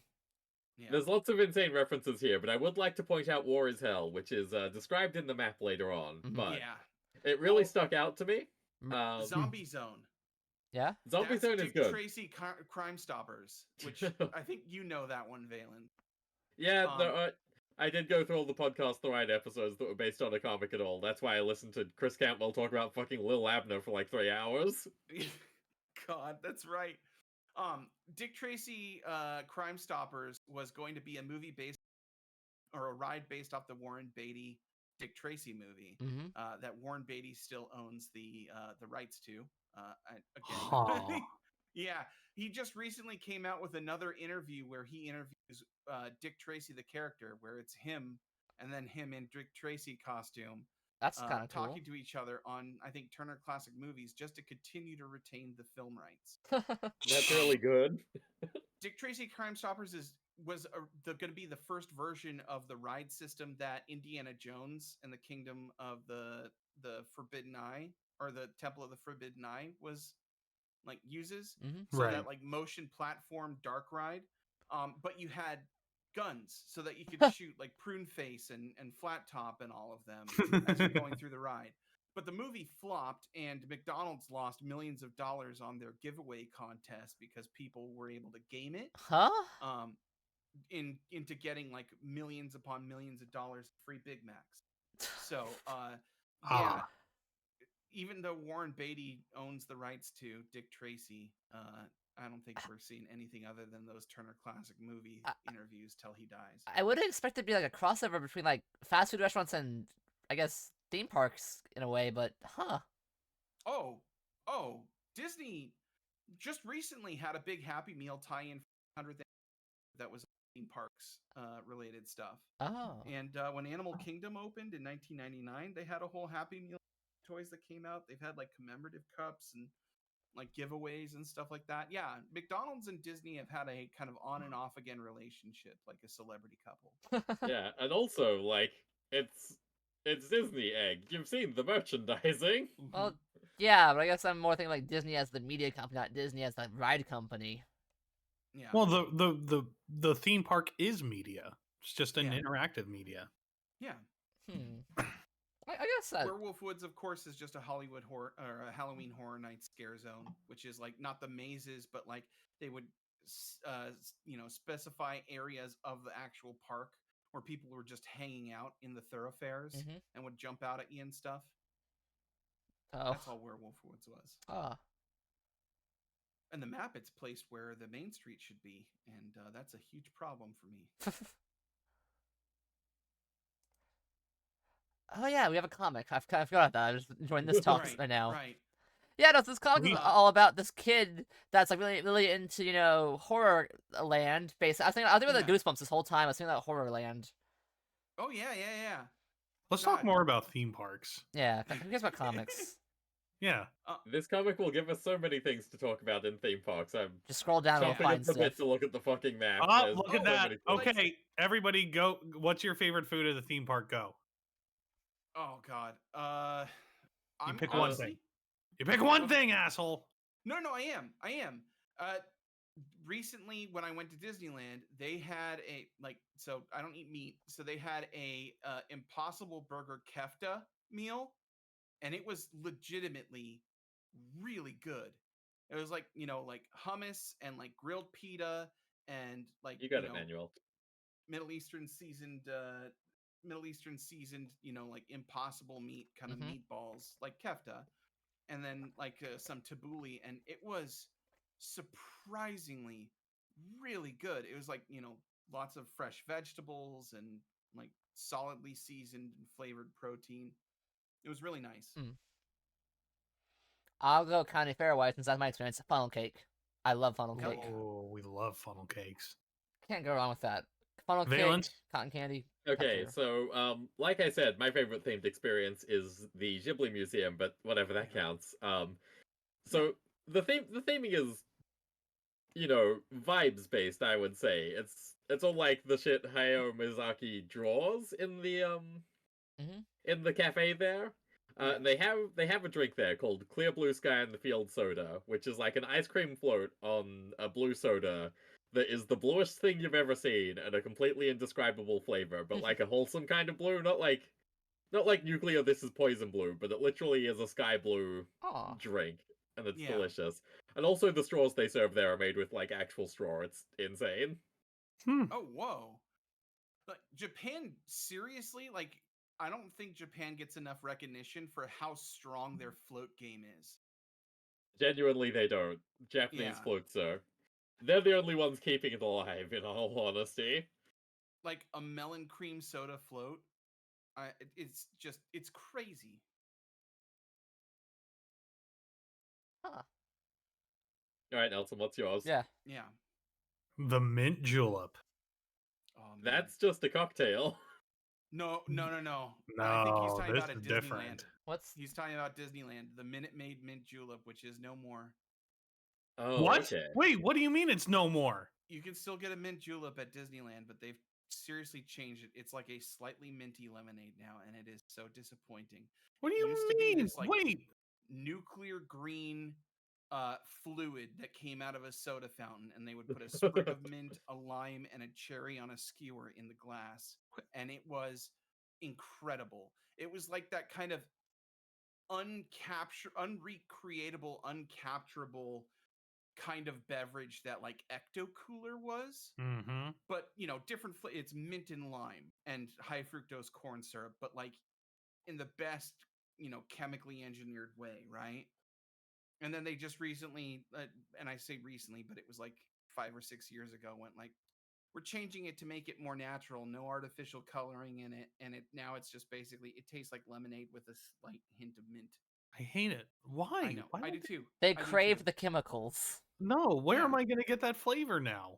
I don't think they make it anymore. Like one of the other things that I miss from Disneyland that they don't do anymore, unless it's like the rare occurrence where the Main Street Electrical Light Parade comes back, is Fantasia ice cream, which was an exclusive flavor of ice cream that was pistachio, Huh. banana, What? and burgundy cherry. So kind of a take on a spumoni. Hmm. And it was insane, but like still delicious. And it's like someday I want to go back and I want to watch the light parade and I want to have a scoop of Fantasia ice cream because it's like that's something that me and my dad did when I was a little kid. And it's like just Aw. nostalgia. But who knows when that's going to happen again? Mm-mm. Yeah. Disney giveth, oh, and boy does Disney taketh away. I wanted to point out here because we're going into the area where behind the scenes, Mhm. that they're taking like a secret passage to behind the scenes. I think they mentioned here Yeah. that they like change it. That's a total reference to the utilidors in Disney World. Mhm. Utilidors are Disney got really pissed off with like seeing spacemen walking across Frontierland to get to Tomorrowland because he thought it threw the immersion off. And so when they were designing Disney World, they said, well, let's do it so that we can get our cast members where they need to go without them being seen by the Oh. guests. So they built the Disney World when you're on the ground level or what you think is the ground level at Disney World, like walking down Main Street, Yeah. you're on the second floor. Oh. There's an entire underground facility built underneath the park that's like, you know, big enough for like them to drive golf carts and shit through. Oh goodness. Like we'll get into it in this comic book. I don't know if we go into it in the by the 6th issue, but all we're the only doing trash 4 cans. issues. At this rate, we're doing one issue. It will probably. take us 6 hours. We're just doing the We trade. might need to do a part 2 of this collab, I guess. I'll be honest, I'd be game. Awesome, let's go. But, But yeah, no, this is hey, when the final issue comes out, there's a reason to do Yeah. it again. There we go. but all the trash cans in the Magic Kingdom at Disney World, not in all the parks at Disney, but in the Magic Kingdom, they're not trash cans. Huh? They're garbage chutes. That Oh. all lead down to conveyor systems that take it to the waste management facility. Huh. So that's a thing in this comic, in this park. It's real. That's real. That's real. Does it also have the crazy janitor with an axe? Yes. I mean, is it America? I mean, he'd have a gun in that case, but fair enough. Fair enough. Yeah. No, yeah, no, that's true. That's true. Guns are nature's axes, they say. What did you mean by this? I think you know what I meant. It's kind of obvious, guys. Shouldn't you know? Axes don't grow on trees, Nelson. Guns do. Axes sort of grow on trees. No, they grow in the ground. Yeah, they're tubers. You know, potatoes, turnips, axes, carrots. Of course, of course. Right. Now, I gotta ask about this next one. Do people actually do Okay, that? wait, hang on. Do this on rides? Oh, No, 100%. Oh, yes. absolutely. There's a defunct land about the Garfield ride at I was Noble. about to mention that, yeah. Yes. Garfield ride? People have done worse things than what they're talking about in this on the Garfield It's ride. Garfield. Have they no shame? I mean, Garfield's everybody's ahead this. got I their think thing, he'd support Egg. it. Also, I'm pretty sure that's Jughead on the screen. oh, Like, it's that is very vague. That does really look like Jughead, doesn't it? Yeah, like, the hat is wrong, but the face is very Jughead. Compared to everyone else in the comic, he's got, like, the straight Jughead nose. Yeah. It would be Like- weirder if it wasn't Jughead at this point. Another thing in these pages where they're showing the behind the scenes area, Mhm. it's more blue here, but it gets more green as we continue on. There is a specific color of paint that Disney colors all of their behind the scenes infrastructure Mhm. called Go Away Green that is psychologically Yeah. designed to be ignored by people. Psychological Literally, warfare, people Disney. are Thank you. Driven away by it. They spent a ton of money on that research, too. Yeah, the funny thing is another reference that only some people may get. There's like a Tim and Eric Cinco commercial for a face cream that gives you diarrhea, and I think it's the same color as the paint they use for the go away, like, you know, the infrastructure stuff at Disneyland. It's like Bob Odenkirk trying to skip a meeting, and so he puts this cream on his face to the point that he looks like Frankenstein. And then he just goes, "Sorry, I'm not going to be able to make it. Diarrhea," and then walks away. And so, yeah, I mean, I assume they would have cameras and everything to see everybody in the park, but this is very extensive. Oh, 100%. Yeah. No, they can see everything. Yeah, people like to try and dump their loved ones' ashes in the parks, especially in a haunted mansion. I've heard of that, but Mhm. like, Yep. Yeah. wow. They vacuum those up. I guess Yeah. I think that watch it. even comes up, like, in this book. Oh, Yeah, it like in might- this part. Yeah, I think it might actually. I got you. Watch Um, it. Thank you. Thank Just you. recently, somebody did that on Rise of the Resistance, which is great because Why would the you- way that ride system works is it's a polished floor for trackless ride vehicles that use like Wi-Fi to watch it. control their trajectory. Uh-huh. I totally have to cool go as and well. watch it. So you can just see like the ashes are just smeared all over this well-polished floor by like, you know, like the caster wheels that the ride vehicles are using. Why would you dump your ashes there of all places? For the Resistance. For... Yeah, you can live in Star Wars forever. Yeah. You can go up to heaven yelling about AT&T. You get your Force Ghost, it's great. You come up to Lady, St. your Peter, force and he's ghost just gets like, CGI'd "Who with a is different this guy, oh, it's fine. hell no. You're going to Mustafar, buddy.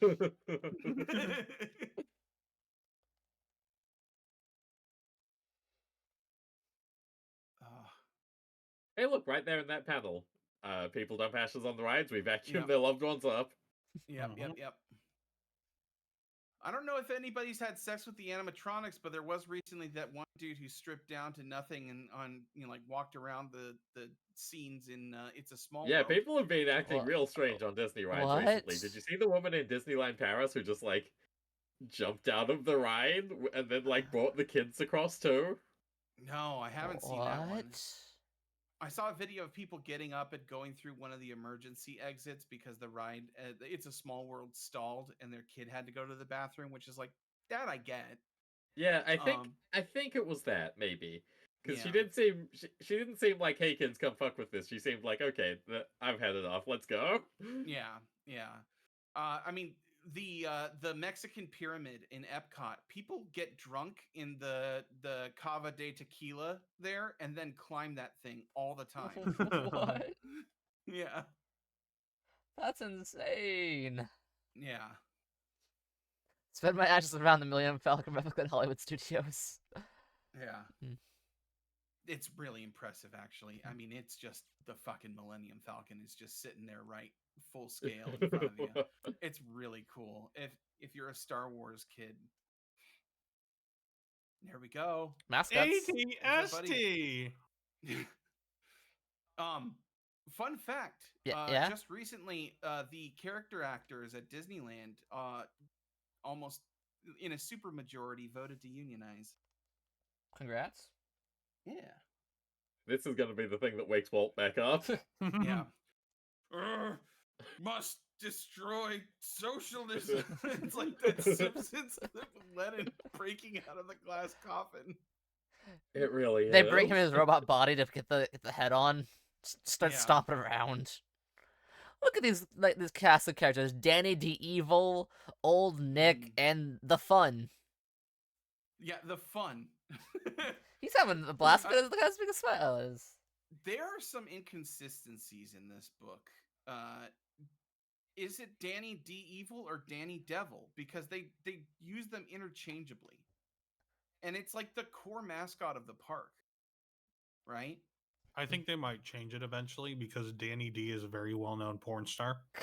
I don't think Okay. they care because Halloween Dante is a very well-known porn star. Yeah, she's Yeah. not associated with the park technically. It's the brother that owns it. Well, the father, but the Oh. brother runs it. Yeah, the dad Okay, still in owns universe they might change it for that Yeah. reason. Mhm.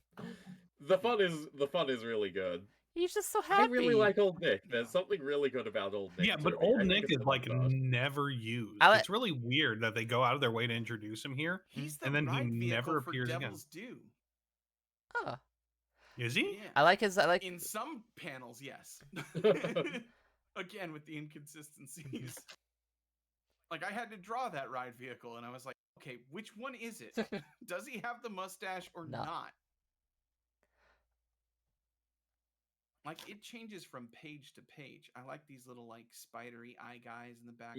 Yeah. The back, like the corpse tree, the bat wings. This park looks cool. It does. Yeah, no, they poor Universal's Epic Universe, Dark Universe, universe area of Epic Universe They land. keep trying too. It keeps happening. I'm excited for it. And honestly, like, it's still a lot of dirt there because it's still being built. Mhm. But like, honestly, a lot of the facades for the old village, it's all like not monochrome, but like it's all black and white basically. Mhm. It looks cool.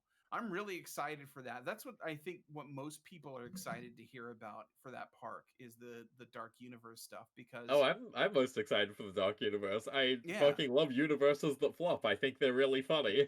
yeah. I'm glad they're still trying. It I don't gives think me this- joy. This itself is gonna flop though. I think it's gonna be cool. Oh no, Like, the park's gonna do really good, but it's funny that they're using the name of They the Right. keep flop cinematic trying. universe. Right. But like there's going to be a spinning coaster themed after the Wolfman and then there's going to be a dark ride roller coaster that is like the Harry Potter Forbidden Journey ride is like a dark ride where you're on a Kuka robotic arm, like the same arms that they use to build cars, right? What?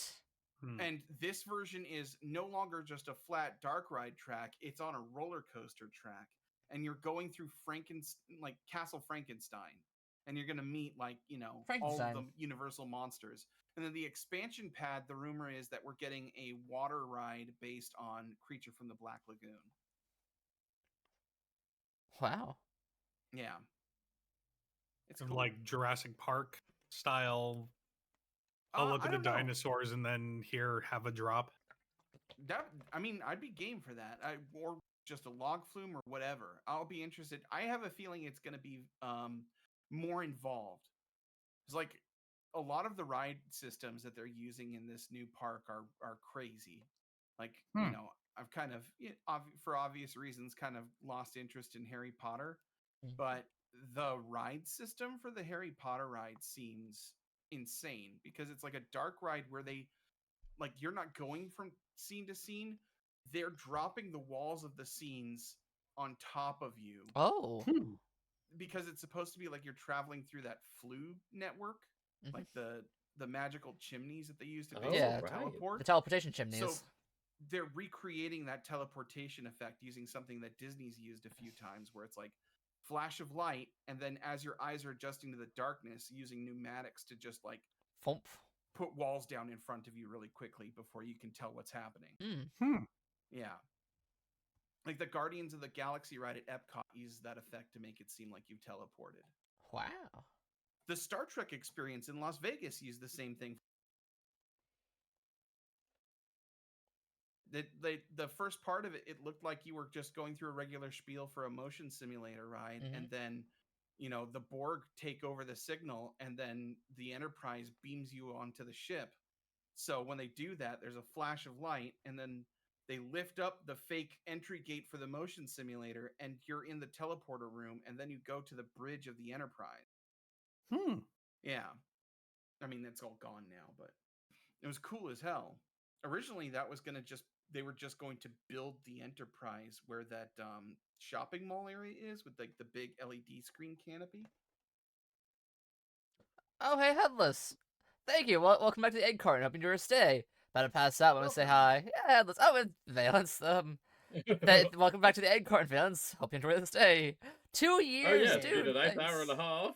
2 years. Thank you. You've got the same name as Valence. Yeah. Yeah. This pop problem's getting out of hand. I gotta do something about it. This is getting out of hand. Now there are. I'm not gonna do the Japanese accent.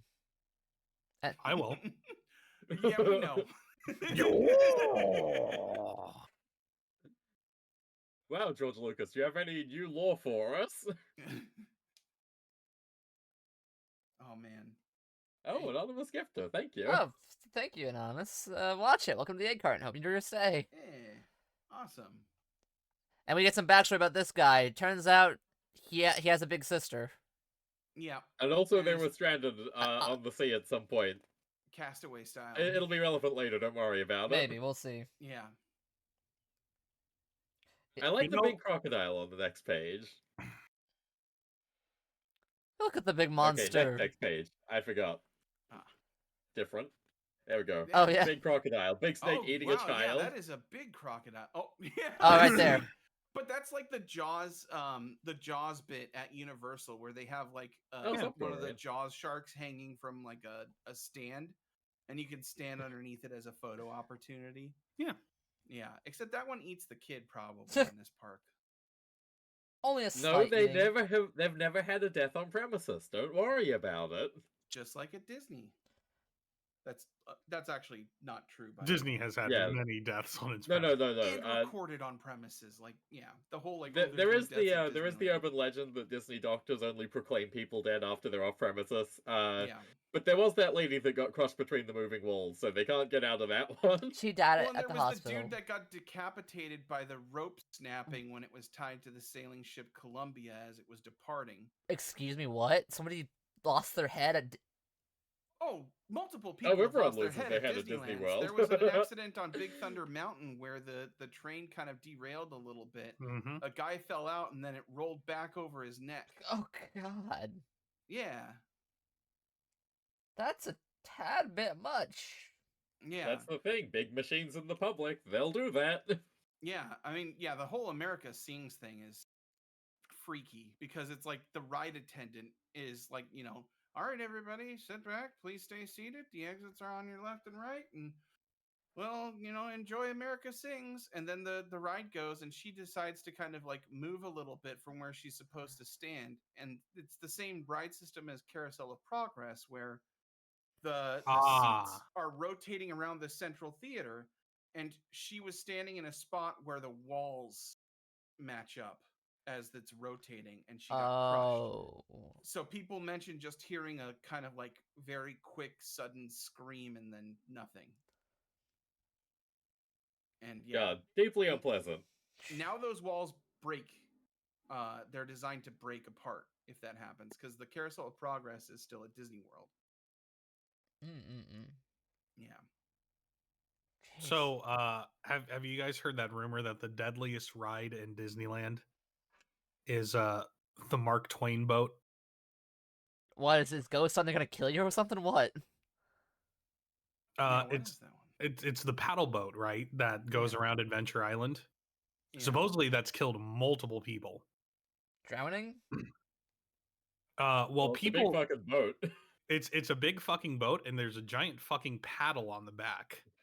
And kids would keep falling over the railing and getting like crushed by the paddles Oh and no! like drowned by them. Rivers of America. So hey, in the meantime, that guy standing in the doorway, standing in the archway in that bottom panel, that's Svengoolie, some kind It's of... Svengoolie! I've heard of him! Yeah, that is. Yeah, I know Svengoolie. He's Yeah, you would know Is Svengoolie. that just a little tribute to him? Yeah, that's just, hey, look, Yeah. he's here. I learned about him like He's this a horror year. guy. Look, there he is. He hosts like I mean, Good Pong. there's straight up the legendary movie Monsterverse, whatever, silhouette of Godzilla on one of the rides. Yeah. Yeah. It's so close, it's kind of insane. Like, what are you doing? Come on. Well, and it's also like on the map, the description is basically the Godzilla the ride at one of the Japanese theme parks. So, but there was also a Godzilla versus Evangelion 3D movie at Universal Studios Japan at a time. what? Yeah. They do like an anime thing every summer where they like, they have a 3D movie theater, so they do like a 3D movie there. They have a roller coaster that they have like a VR set up for, so they do like a VR version of the ride that's tied into an anime, and then they do a bunch of like exclusive food and stuff. Huh. And like meet and greets with like some, cutesy characters. They don't do like face characters like Disney does usually. There's a long history of like licensing characters in theme parks though, so Svengoolie being here makes sense. I like to imagine that it's just Svengoolie the guy just going around. He's just having fun. This is his day off. normal- He's just Well, in the that makes makeup for the sense, hell too. of it. But I mean, I hugged Beetlejuice at Universal Studios in Hollywood, so he grabbed my leg.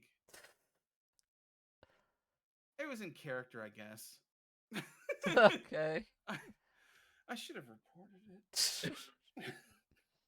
Could have got a free pass to the rest of the park if I did so. Yeah.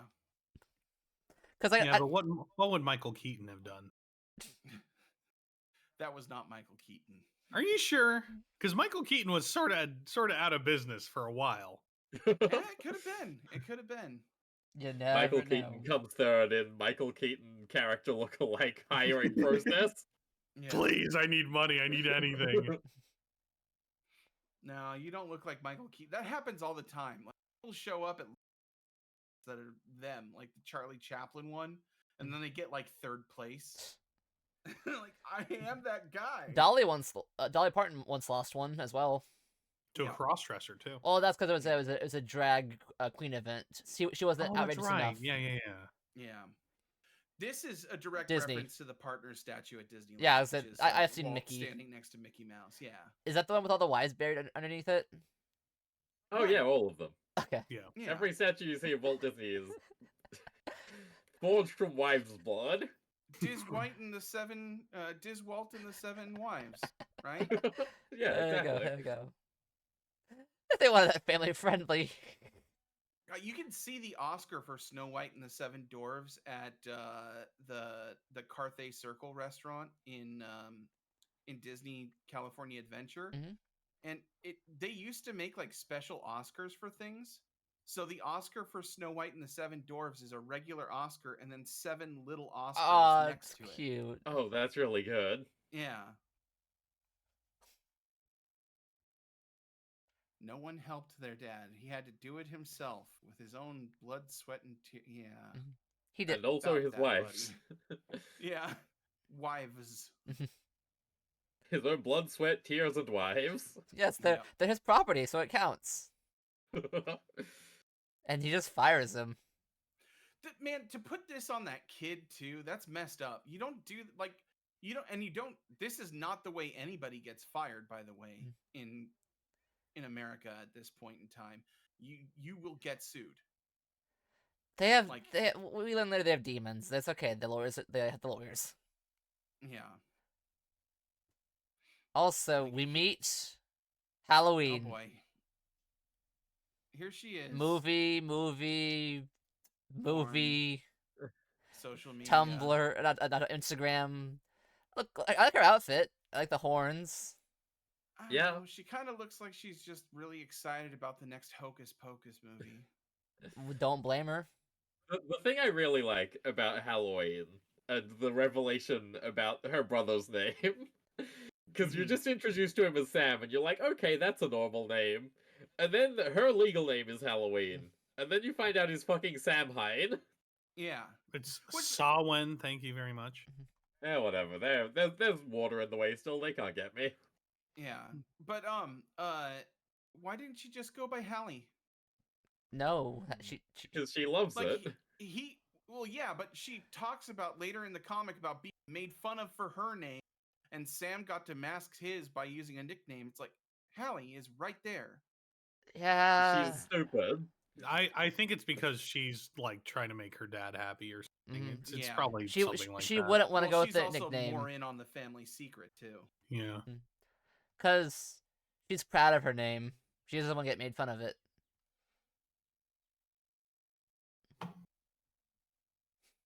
Get back to work, trash boy. Ween. Yeah, just call yourself Ween.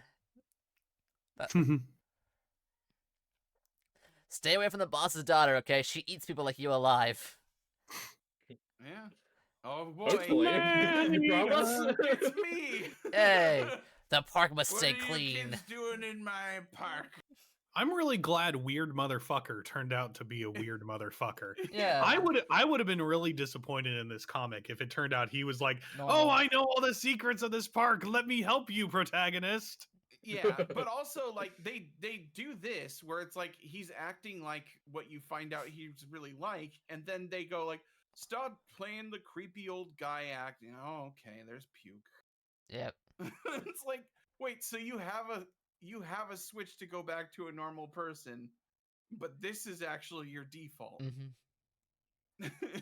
And here we have. Remember, everybody, follow and subscribe. Hit that bell. If this collab gets enough views, I'll do more of them with XX for this. Yeah, we're Theo's gonna keep bringing him on because he's doing art for us. Theo's amusement park mysteries. He actually has like a real like YouTube channel. I like this joke. Yeah. And these are real people. And These these Elig. people exist. I follow several of them. On not this kind specifically, and I'm very particular about who it is. I don't like a lot of people who have like the more kind of like obnoxious personality.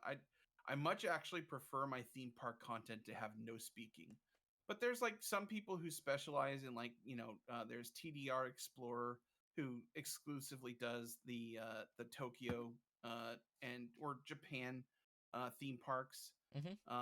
He's really good. Disney Food Blog is a classic. Like Valen said, they're an institution. There's like Theme Park Review, I think.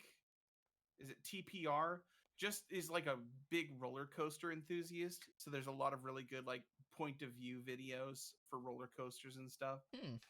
But yeah, that's got to be somebody in the back. Is that Rob Zombie in the background with Who a is cowboy that? hat and the Yeah, with the cowboy hat. Yeah, that looks like Rob Zombie. Yeah, He's the only sorry. like horror person I can think of that wears I a should say- cowboy hat regularly.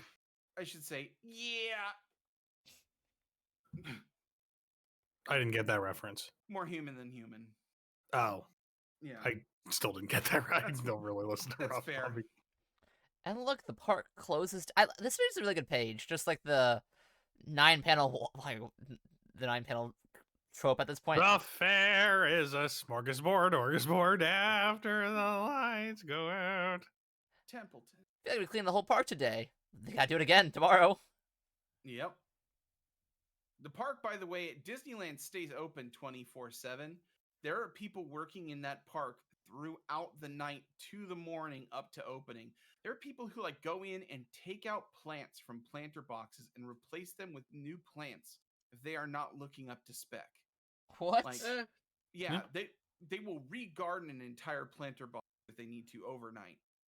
Like when they say like, oh, the Christmas decorations are coming up, it's like the park is transformed. Like they redecorate every square inch of the park. That happens over the course of maybe 3 evenings. Whoa. Also, Charlie, Like- Charlie, well, that sounds awesome. Cleaning it? Yeah. it Uh, doesn't sound awesome. Maybe let's read no. the next few pages. Oh yeah, Yeah. this is what happens to our pal, the cleaner. He Yeah. he gets a text. He has a spooky Anyway, voice. as far as it goes, Disneyland being open all night, having people working all night is like kind of the more normal thing, because chances are your local supermarket also does that. Yeah. I wanted to point out like Devils do. Again, Valence pointed this out as well. Like this is the impetus for this park, right? Yeah. This is the first ride that opened. And there are a lot of parks, especially in the United States, where the impetus of the park, the start was like maybe they had like a carousel or something like that. But the thing that really kind of like built up the popularity and the legend of that amusement park or that theme park, and there is a difference between the two things, is a dark ride. And oftentimes they were a haunted house or a scary dark ride. With a lot of them being built by a company called Pretzel Dark Rides, which there is a defunct land about, and it's like Pretzel Dark Rides are kind of a rare and dying breed, but they were like a cornerstone of the themed entertainment, experience for a very long time. And look at this guy's themed experience. It's his dead parents. Yeah.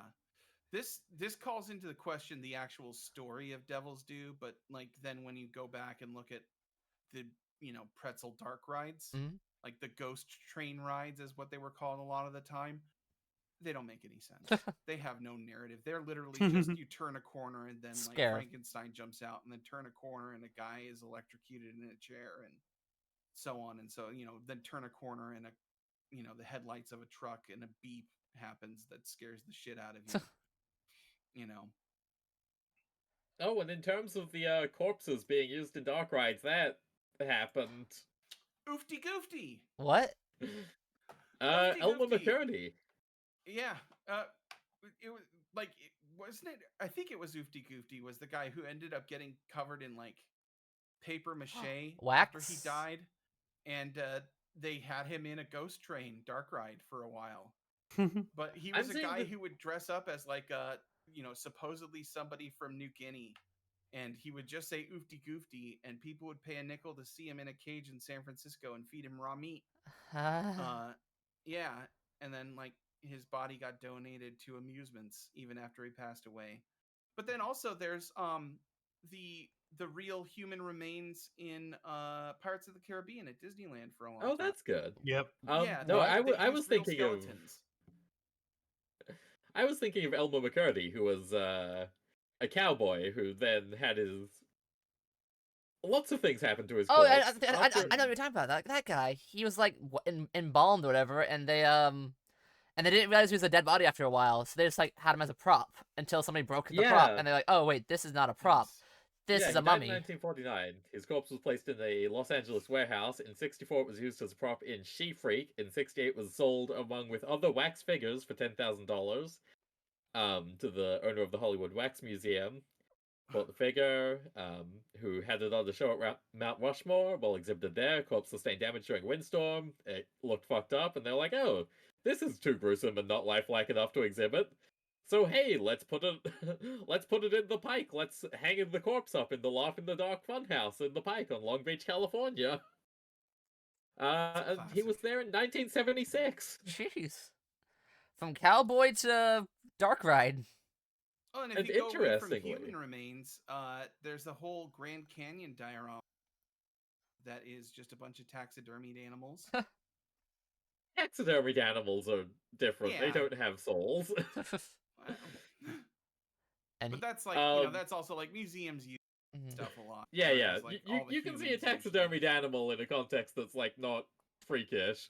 Yeah, The same there is cannot the be said for a bodies taxidermy exhibit. That's person. just a bunch of like. That's still Chinese freakish. I think political that man's a prisoners or whatever. pervert. He should be arrested. Who?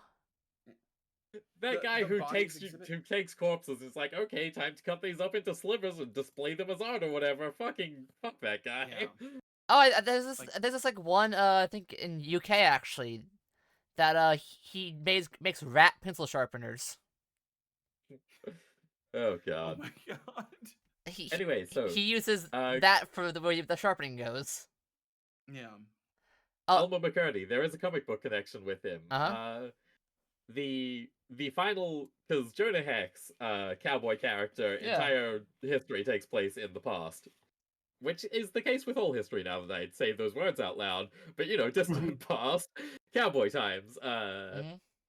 But for a long time, his canonical ending was that he got killed in a gunfight, and then his corpse got stuffed and put on a museum. And then eventually, through time travel, because he's still a DC character, he sees his own corpse in a museum and kind of goes insane because he's like, oh god, this is what I amount to.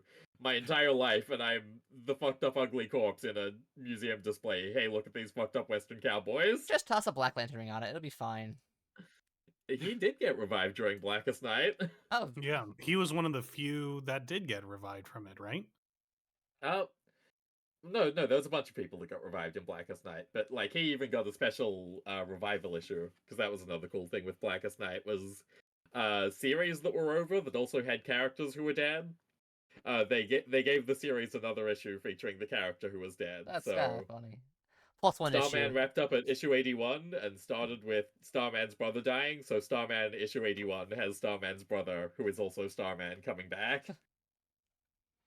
And here we have this take where 13th floor, bloody handprints on the elevator.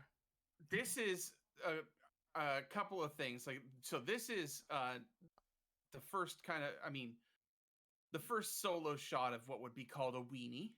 Oh, what? A weenie being a like a keystone architectural feature in a park Mm-hmm. that leads people in a direction. The castle at Disneyland is a weenie as well. It's a term Walt Disney came up with like they would lead a dog somewhere by holding A wiener. Vienna sausage, right? Charlie Pool, Weenies came up in my Elden Ring stream that happened today. You were there. Yeah, I was there for a little bit. I did not watch all of it because I was It was trying to, 7 hours long. No one do in their stuff. right mind Yeah. should have watched all of it. But yeah, like weenies are a classic thing in theme parks. But this is also like this is the central castle of the park, and the design of the elevator stuff was very Tower of Terror-esque Mm-mm-mm. with the whole 13th floor and everything, and like the little like indicator on what floor it's on. I love how evil this looks. Yeah, I love the like kind of like monstery demonic design of a lot of this stuff. It looks, it does kind of feel also very Hellboy inspired.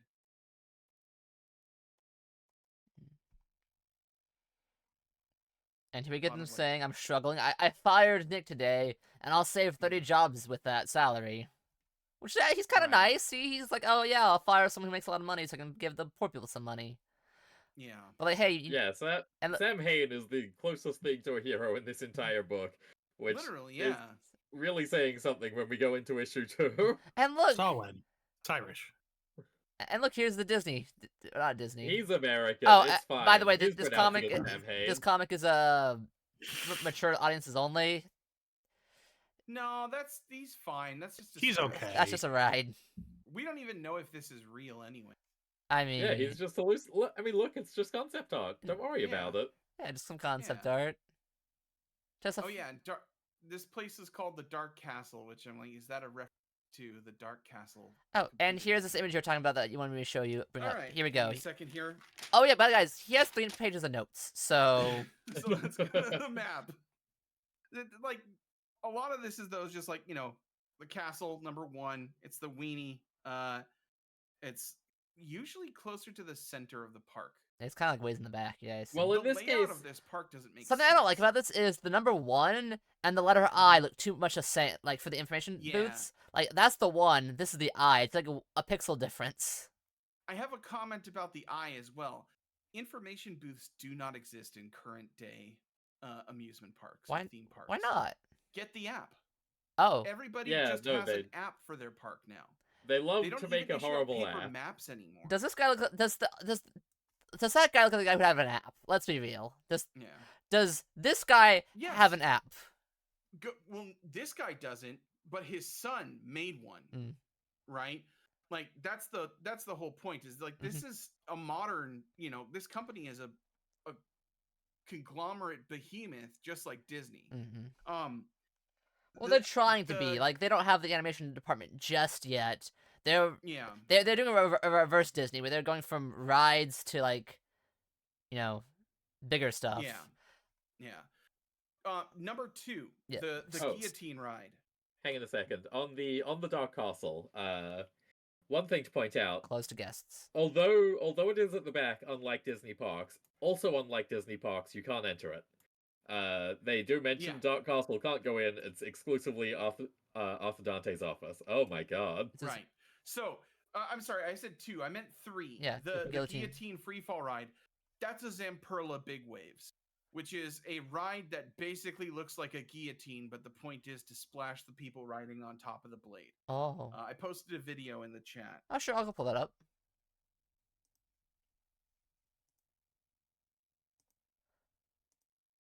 Oh, so there's that. Oh, I don't think I've ever seen that before. I think it's a relatively newly engineered ride, but that looks like a guillotine, does it not? Yeah. Yeah. I mean, the splash is ludicrous. Drop tower But, and shoot the chute. Yeah, basically it's those 2 things combined, yeah. And then number 4 on the map. Oh, yeah, let's go with the map. It's Yeah. Tiki. That's the map. Yeah. The roller coaster there. It's Terror described Twist. in the Yep. what is it? Number 4. It's let me go. Wooden roller coaster will drive you insane. Yeah, but notice it has loops. Is that a loop? I think it's just a big hill. It's got 2 loops No, there. that's a loop. There's 2 there's 2 inverted loops there. That's got to be a reference to Son of Beast, which injured a lot of people. It was a sequel to a wooden roller coaster. That had a loop in it. It's Six Yeah. Flags Magic Mountain, right? No, not a Magic Mountain. Let me see here. I have it was at Kings Island in Mason, Ohio. Oh, okay. Yeah, there was the Beast, which was when it was built the longest, tallest wooden roller coaster in the world. Right. And then Son of Beast did that again, but also put a loop in it.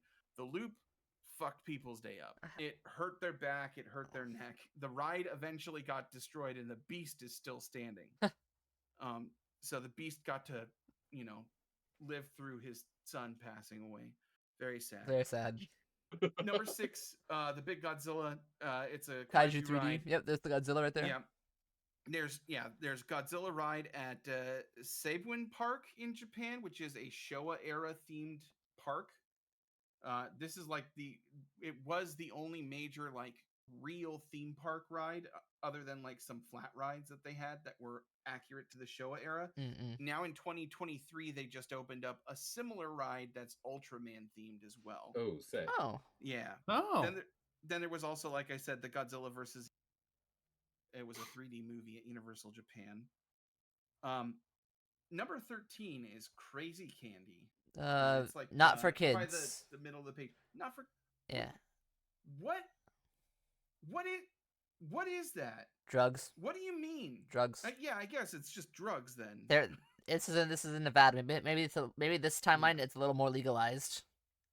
And then 14 Murder Mountain, which is a plateau. Yep. If you look at the art closely, it looks more like a log flume ride in this drawing than a roller coaster. I can kind of see the tracks on it. Like here and here's the railing. But it does also kind of look like, but like the tracks over on the right are from the Necronoma coaster. Mm. So it's like weird. Mm. Anyways, 16 is let me go back Ripper to the map Straits. here. Ripper, yep. Yeah. Meet Jack the Ripper. Doing what Galaxy's Edge could not, by having a bunch of characters, immersive characters walking through a space where you can shop. Like they've started doing it a little bit more in Galaxy's Edge with like the Mandalorian, other characters kind of walking through now, but we were promised so much more. We were promised like droids and aliens and stuff walking through. Also, I will say on Ripper Streets as well, really fun twist on things, because obviously Main Street, famous, you walk into Disney, you see the recreation of the American late 19th century. You see the recreation of the late 19th century American street, so it's fun to be like, oh yeah, this is still the shopping area, but this is Whitechapel that you're in. The Ripper Storks. Have fun. I posted a different version of the map here. Oh, and what sure. I've gone in and done is Oh. I have looked at where are the bathrooms placed, where are the restaurants placed, and where are the shopping centers placed. This park is batshit insane. There are no restrooms on the entire left-hand quarter of that That's park. okay. The rides make you piss your pants. Right. But then also all of the food, which is the bright yellow, is in the center of the park. There's no other food outlets anywhere else in the park, and there's only 2 shopping centers. This park is seriously, no wonder they're in financial duress. They should have hired you. A park map is supposed to show everything available in the park. Bathroom, every eatery, every store, every attraction. If this is the concentration of all this, no wonder they're going under. Because they are not capitalizing on their guests traveling around the park at different points in the day, at different times, and going, I'm a little bit hungry. Let me go find a restaurant here. It's all in the middle of the park. Also, this center area here in the front, from O to 27, is Werewolf Woods. Yeah. That's where your Main Street is. It's the werewolf That's where time. all of your money is made getting at the end of the day. And you have a horror walkthrough area with no concessions and with no merchandise. When people are leaving the park, they're not buying anything. When people are entering the park, they're not buying anything. Right? You got to have bathrooms everywhere, or people will just relieve themselves. I have heard stories from cast members about people just doing their business in the line waiting for a ride. Goodness, in the line? Yep. UK parks now have concession stands and bathrooms in the midpoint of the longer lines now. Whoa. Really smart. Really smart. The arrangement of the parks usually, theme parks, this is a theme park, will have lands, right? Where there's kind of a cohesive central focus for an area. And then you'll put stuff around, and there's kind of that there's the Japanese zone over here with these 2 rides. And then there's the catacombs next to the guillotine, so that's French, right? Yeah, French. And but the tunnel of French Lovecraft next to the... Yeah, but everything else just Cthulhu kind of feels like it's a little Lovecraft bit scattered land and higgledy-piggled, right? Yeah, it's like Lovecraft land also, yeah. There's stuff, but it's not, I don't know. It feels like it's a little less cohesive than it could be. And then they're not using a classic hub spoke layout for a park or the lagoon layout for a park. Also, this is in Vegas. Where's the casino? Oh, good point. Casinos aren't It's evil. like a Mega Mart, don't worry. Casinos are good things for good people, and nobody has ever done anything bad with one. I didn't speak about the morality of the casino. Well, you implied it. No. I'm saying this is Vegas. Gambling is legal. This is a money-making mechanism like any theme park is. Why are you not capitalizing on everything that's legally available to you in the area? I actually think Is 45 miles far enough out of Vegas that you can't gamble again? Or Well, no, there's Yeah. Reno Reno, you right? can also In gamble in, Nevada? can't you? okay, I think it's Yeah. county by county. that's what in I was gonna say. I think it Nevada. was county wise. Yeah. So maybe Well, that's okay, why in that Kablib doesn't case, have any. also- So it's actually interesting. Las Vegas has very strict laws Mm-hmm. about taxation when it comes to casinos and stuff, Yeah. right? When they implemented that stuff, all of the casinos were like, "Well, fuck you. We're going over to this neighboring county and we're just going to make everything bigger and better over there." Mm-hmm. Which is like a thing that Disney Yeah. did with Disney World too, Right. with the Orange County district. I said, which, don't you know, they was own recently their own in city? focus politically. Vegas itself is Yeah. legal. Paradise County is So legal. when you go to what is called the Vegas Strip nowadays, you're actually outside of Right, yeah, it's you're got in some Paradise weird County. name, doesn't it? Yeah, Paradise County, and then the town different weird name too. Yeah, isn't there's it? a bunch of smaller suburbs around there, but I think the Las Vegas Strip itself is in Paradise. Yeah. Yeah. So yeah, that's right. Vegas itself, gambling is illegal. Yeah. Huh. But like, you know, all right. So then they Right, didn't, but the they didn't entire do that here. strip next to it, Yeah. you know, maybe about a 15-minute walk away where everybody goes, it's completely legal there. So And also, let's imagine if Disney built an experience somewhere outside of Las Vegas, would they not have some sort of political mechanism that would allow them casino there? But They gambling's would have a casino. not scary though. They we want real scariness because this guy's all about horror stuff. That's why they're not making You've never money. played- They don't care about money. They care You've about played scaring people. Yu-Gi-Oh! I mean- You know about the Shadow Zone. There we go. We'll get to season 0 Yugi. Yeah, the comics. That's the only part of Yu-Gi-Oh! That I read because I used to read Shonen Jump. Mm-mm. And yeah, I liked that a lot because it wasn't all about the card weird games with like scorpions and boots and shit. But yeah, that's big. I tried to kind of run through that quickly. Oh, no worries, no worries. I know that gives me an idea for a card game. it's I'm- a card game where the cards are bullets and the deck box is a gun, and you only have one card, and you put it in one of the 6 chambers in the deck box, and then rotate it, and then you take turns pulling the trigger. So my idea for a game was called Highly Mundane Life, Mm-hmm. where you basically try to have the most average day possible, and you play and basically the whole world is out to get you, right? Mm-hmm. So As you it have to is. do things to avoid. Actually, that's pretty. I'm gonna go Write look that down. into Yeah, it. don't say any more. Email yourself the idea and copyright.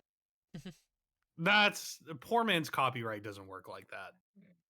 Unfortunately- I'm not a lawyer, but I'm pretty sure I'm right. Unfortunately, in order for poor man's copyright to work, you have to use a self-addressed stamped envelope. Oh. Nobody uses that anymore. Well, that's actually how poor man's copyright is supposed to work. That's rich man's copyright. Stamp costs. Stamps are like Email's 50 free. cents, brah. Yeah. But in order for it to be a poor man's copyright, it needs to actually have the stamp of the United States Post Office on it. Huh. Yeah. Yeah.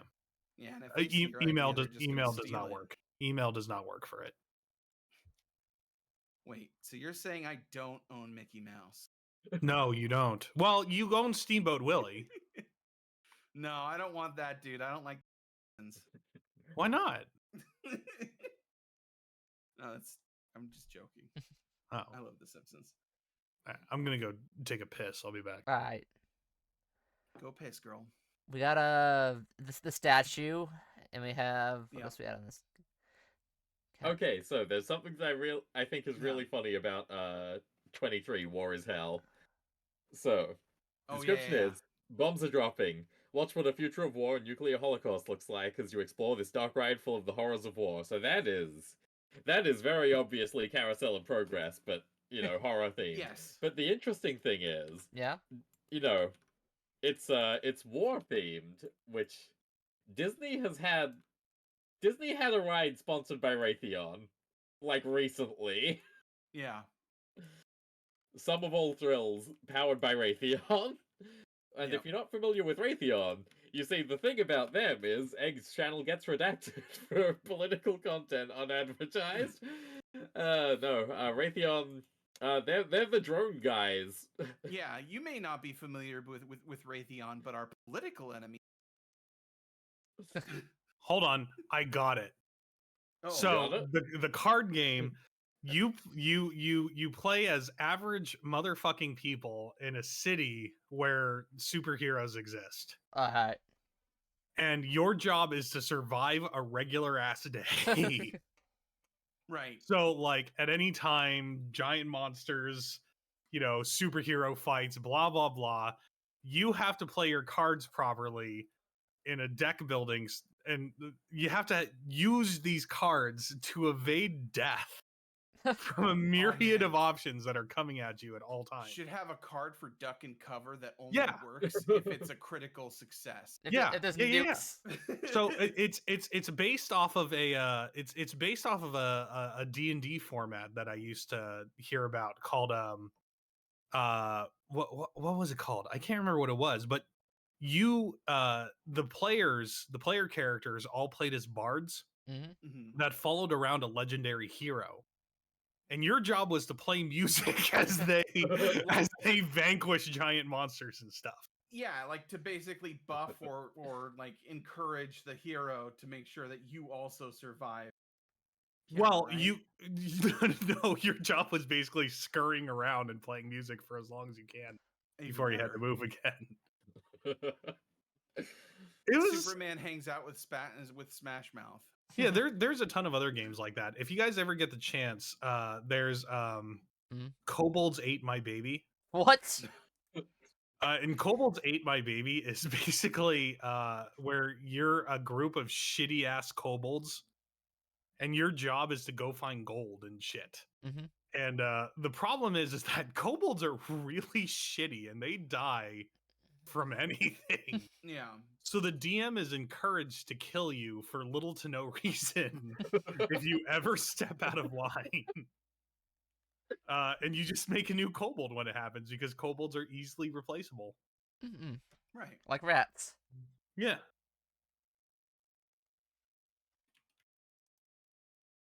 Well, that was issue 1, guys. Yeah. Oh God, we're only through issue 1. We're not. There's no way we're getting through the whole thing. No, we're not even getting close. Also, look at these covers. Look at the Disney one. Yeah. This is like a demo one. They have a lot of they have a lot of these like They Disney gotten reference stuff. ones. They kept themselves. No. Hey.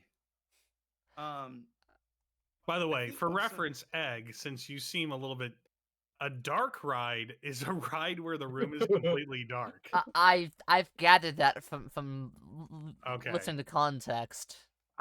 We never actually explained that term the entire time we were talking. So There are also usually a lot of black lights, which is another way they can figure out if people are doing things in the ride. I see. Look at this carousel, though. Yeah. I think It's the me other in the people back. are having fun, right? it's me I in the just back. realized the the goat. trades for this series don't actually have like a cover gallery in them anywhere. That's weird. No. Yeah. I also feel like the first issue is a lot longer than It probably the other was. issues in the trade. Yeah, here we I go. think it just felt longer because it was really wordy. A lot was going on.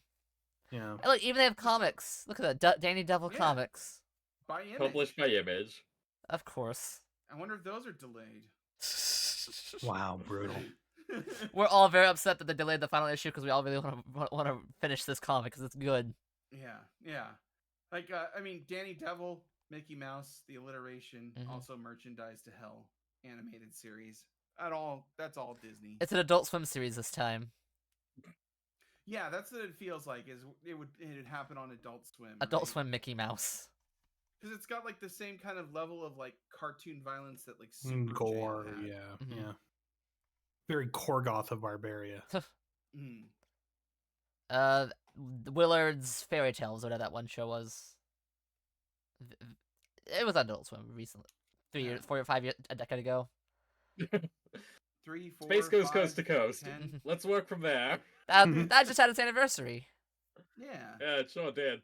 Shame that they made Brack's voice actor live at the dump for real. Yeah. He's an Amazon delivery driver now. Dude. Oh yeah, I think the first issue is like a double length one. Okay. Just based on okay. holding these pages in my hands. Yeah, I literally just like held the pages for the different chapters, and I'm like, these all are all the same, but this one's a lot longer. Yeah, I like how they're like, this is just like, you know, typical corporate meeting. It seems like. Sam, you suck. Give us your talented father. Yeah, and also saying like, oh, we don't like people don't want this kind of horror. They want that kind. Clearly, just like streamlining the production process and just like giving yourself a line on what people want when actually what people want is varied and, you know, inconsistent from individual to individual. So Well, yeah, but you can kind of generalize over a population what they want. right, which is what they're doing to maximize profit, basically. Yeah, like sorry, we want them slow burn. You know, we want them found footage. We want them like analog horrors. We don't want like this. Yeah.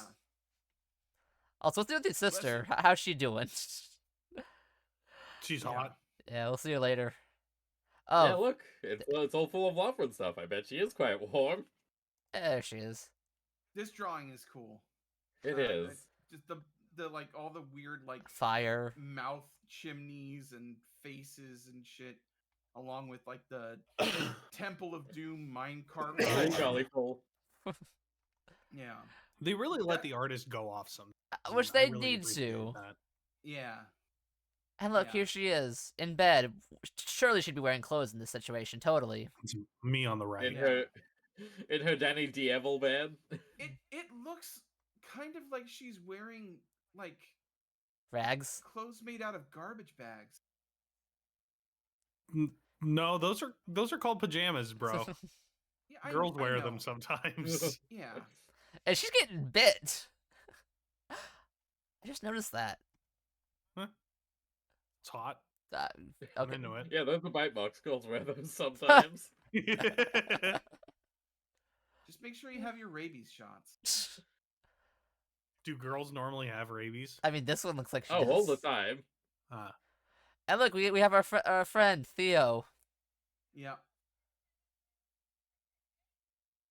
And now we're getting back into The park. we're getting back into the whole there's no deaths in this park situation. Mm-hmm.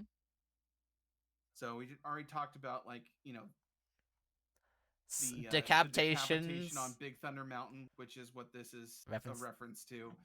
Now this one, the electrocution, I can't find anything about anything happening in a theme park where there's an electrocution. Drowning, maybe? But I wanted to point out because of this, at Epcot in the Norway Pavilion, what is now the Frozen ride used to be called Maelstrom. Mm-hmm. Maelstrom was a ride where you went through the history of Norway, primarily a focus on Vikings and trolls, because, you know, it's a theme park ride, so that's fun and interesting. But at the end, you're like supposedly traveling back in time to the age of the Vikings, and at the end, when you go down the final drop into the pool of water, you're kind of back into like the modern day. And so where you are is you're on the coast of Norway, and you are looking at a oil rig. Yeah. Because they're showing off an oil rig, which, you know, there was a whole thing. Because Norway's... Valence was like, oh, are you interested in theme parks? And before Dark Ride, I guess, was picked, I pointed out that there was a ExxonMobil Universe of Energy Mickey Mouse what talks about drilling oil comic that was released at Disney World. Yeah. There's also a member of the Avengers called, I think, Citrus Man or Captain Citrus. Yeah. From the Florida Citrus Council, who's an official Avenger. Okay. Yeah. But anyways, so Maelstrom, go back. You go down the final like splashdown on the ride. You are in a rainstorm. Mm-hmm. It's actually raining. Like they've got water sprinkling down. You're already wet from splashing down. They're mimicking you being in a storm off the coast of Norway next to an oil rig, and the oil rig is also creating a lightning effect by firing off a Tesla coil. Oh, goodness. Oh. Yeah. Huh. Yeah. Water, I electricity. I remembered that fact, and I double checked last night to be like, this wasn't like a liar. No, totally real. Oh. Some found it. Oh. Here we go, Captain Citrus. Hey, 1982. Jersey. That's from 1982. Wow, they have the Yeah, they have the that's archives. recent. Oops. Oh, they're not letting me in. New York Times. Hmm. Toes on Maine?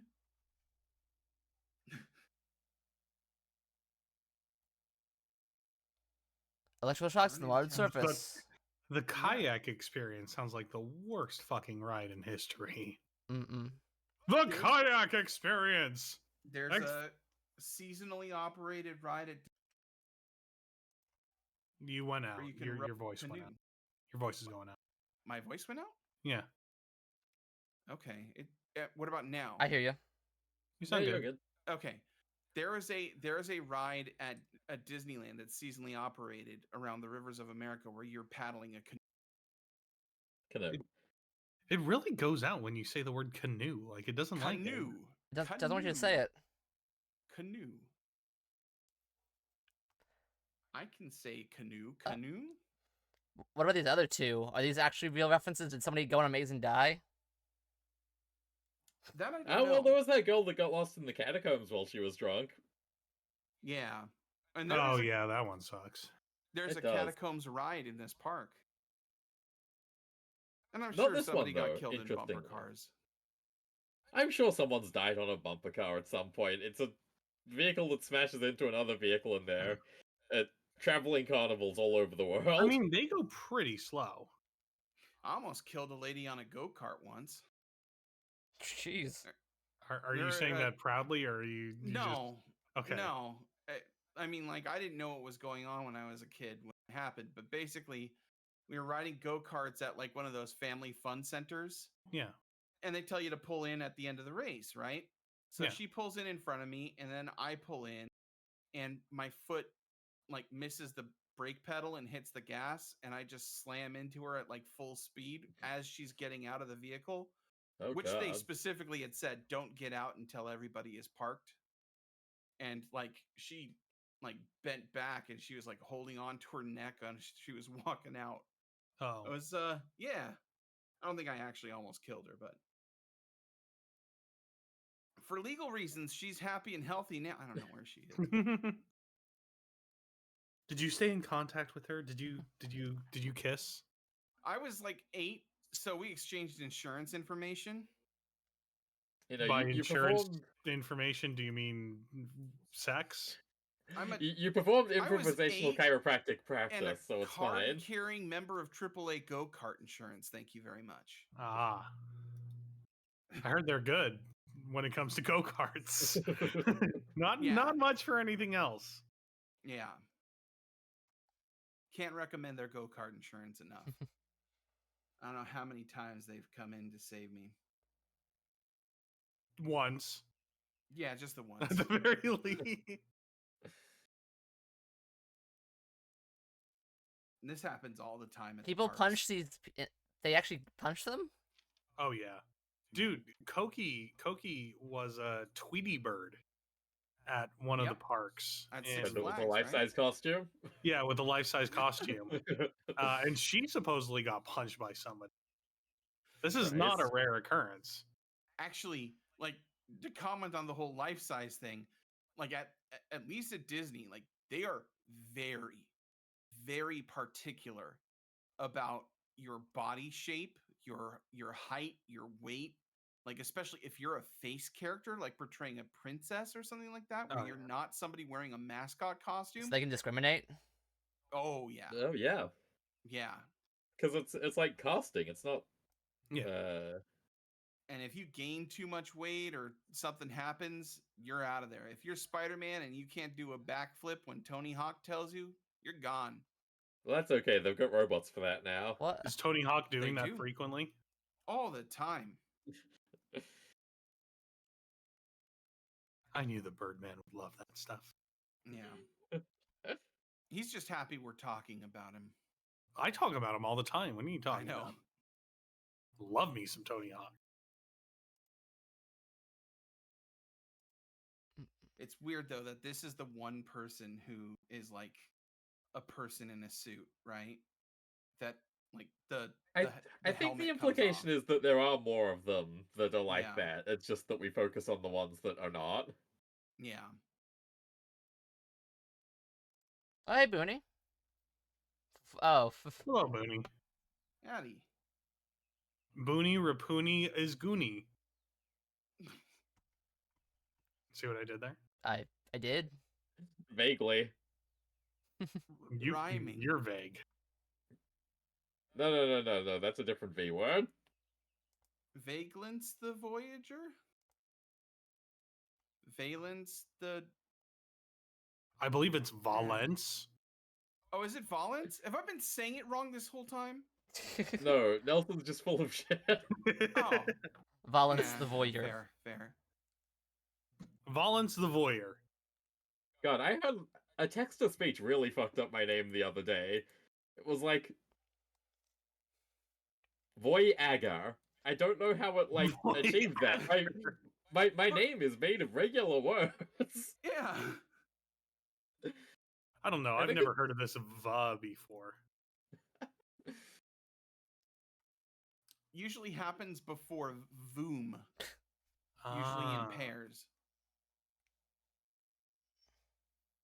Oh no, not va. Never mind. I thought you were saying VA. I'll forgive you this one time. You don't get a second one though. It's not going to be enough.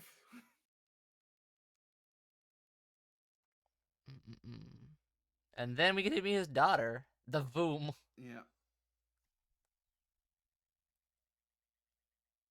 Yeah, there she is. Ex-wife. Okay, real talk. Since the last episode hasn't come out, you think his daughter's gonna make it? Probably. I'm gonna be sad if she doesn't. Also, I'd like to talk just. I know this is a comic book, and I know blah blah blah. You can't apply the rules of other fiction on other fiction, blah blah blah. But like, I've never heard of a satanic deal where you like sell somebody else. Is that a thing? Yeah, it's selling your firstborn. Selling your firstborn. Yeah. Yeah. Selling your first wife. How do you do that?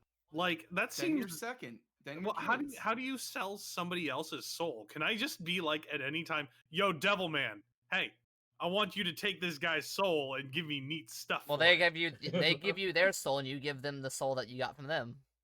I think the rule would be like the kind of more old world, like you have total dominion over your offspring sort of situation, Exactly. right? Okay, so I can't just point to people and be like, Not- hey, Satan, No. give me free stuff. They have to be under your control for you to own their soul, so you can give up their soul. Okay, but like kids aren't really under your control. When he made the deal, Well, they were. I mean, there's sacrificing things to the devil as well. So I think if you do it under those pretenses, that makes sense. Okay, but what if But he doesn't sacrifice them. He doesn't kill them. No, like eventually they the get park sacrificed, kills right? them. Remember the person who just died last issue? He was killed for the park.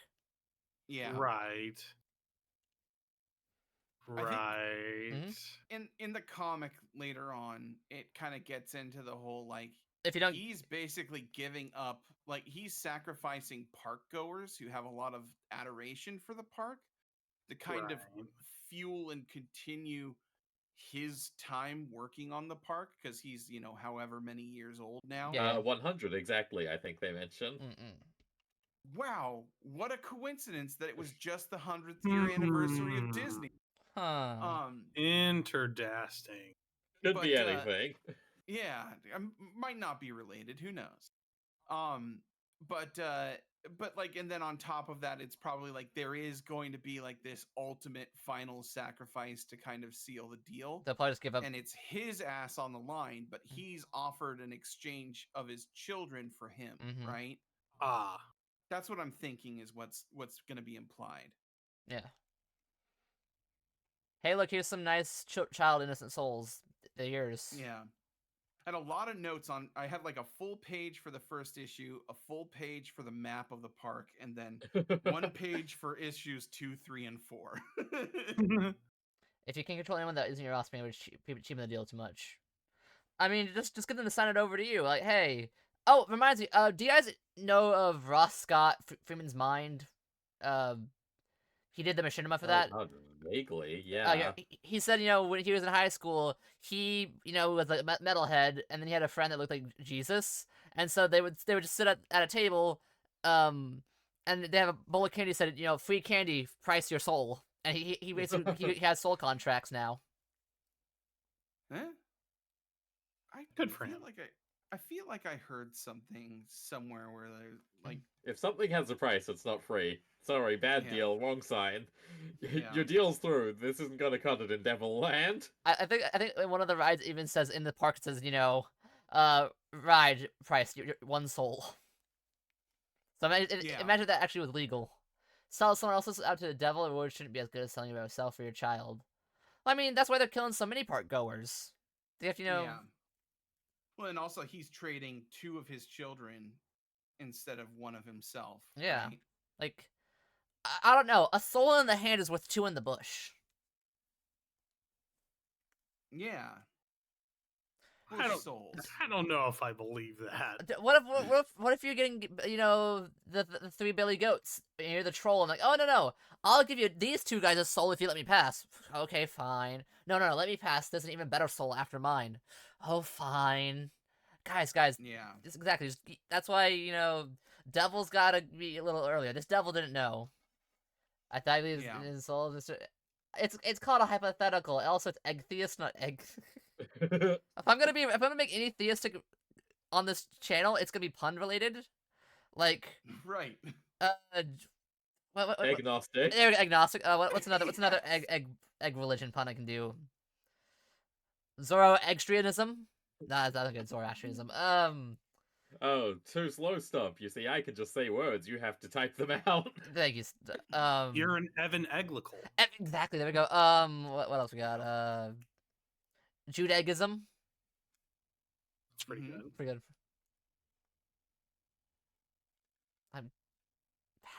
I'm running More. out. Yeah, I'm running out too. I was just I trying. didn't even come up with one.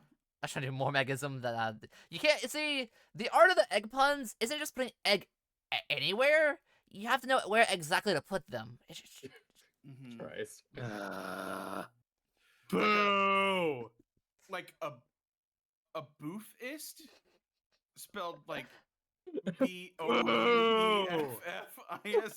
We're not yolking to that one. Sorry. Fair.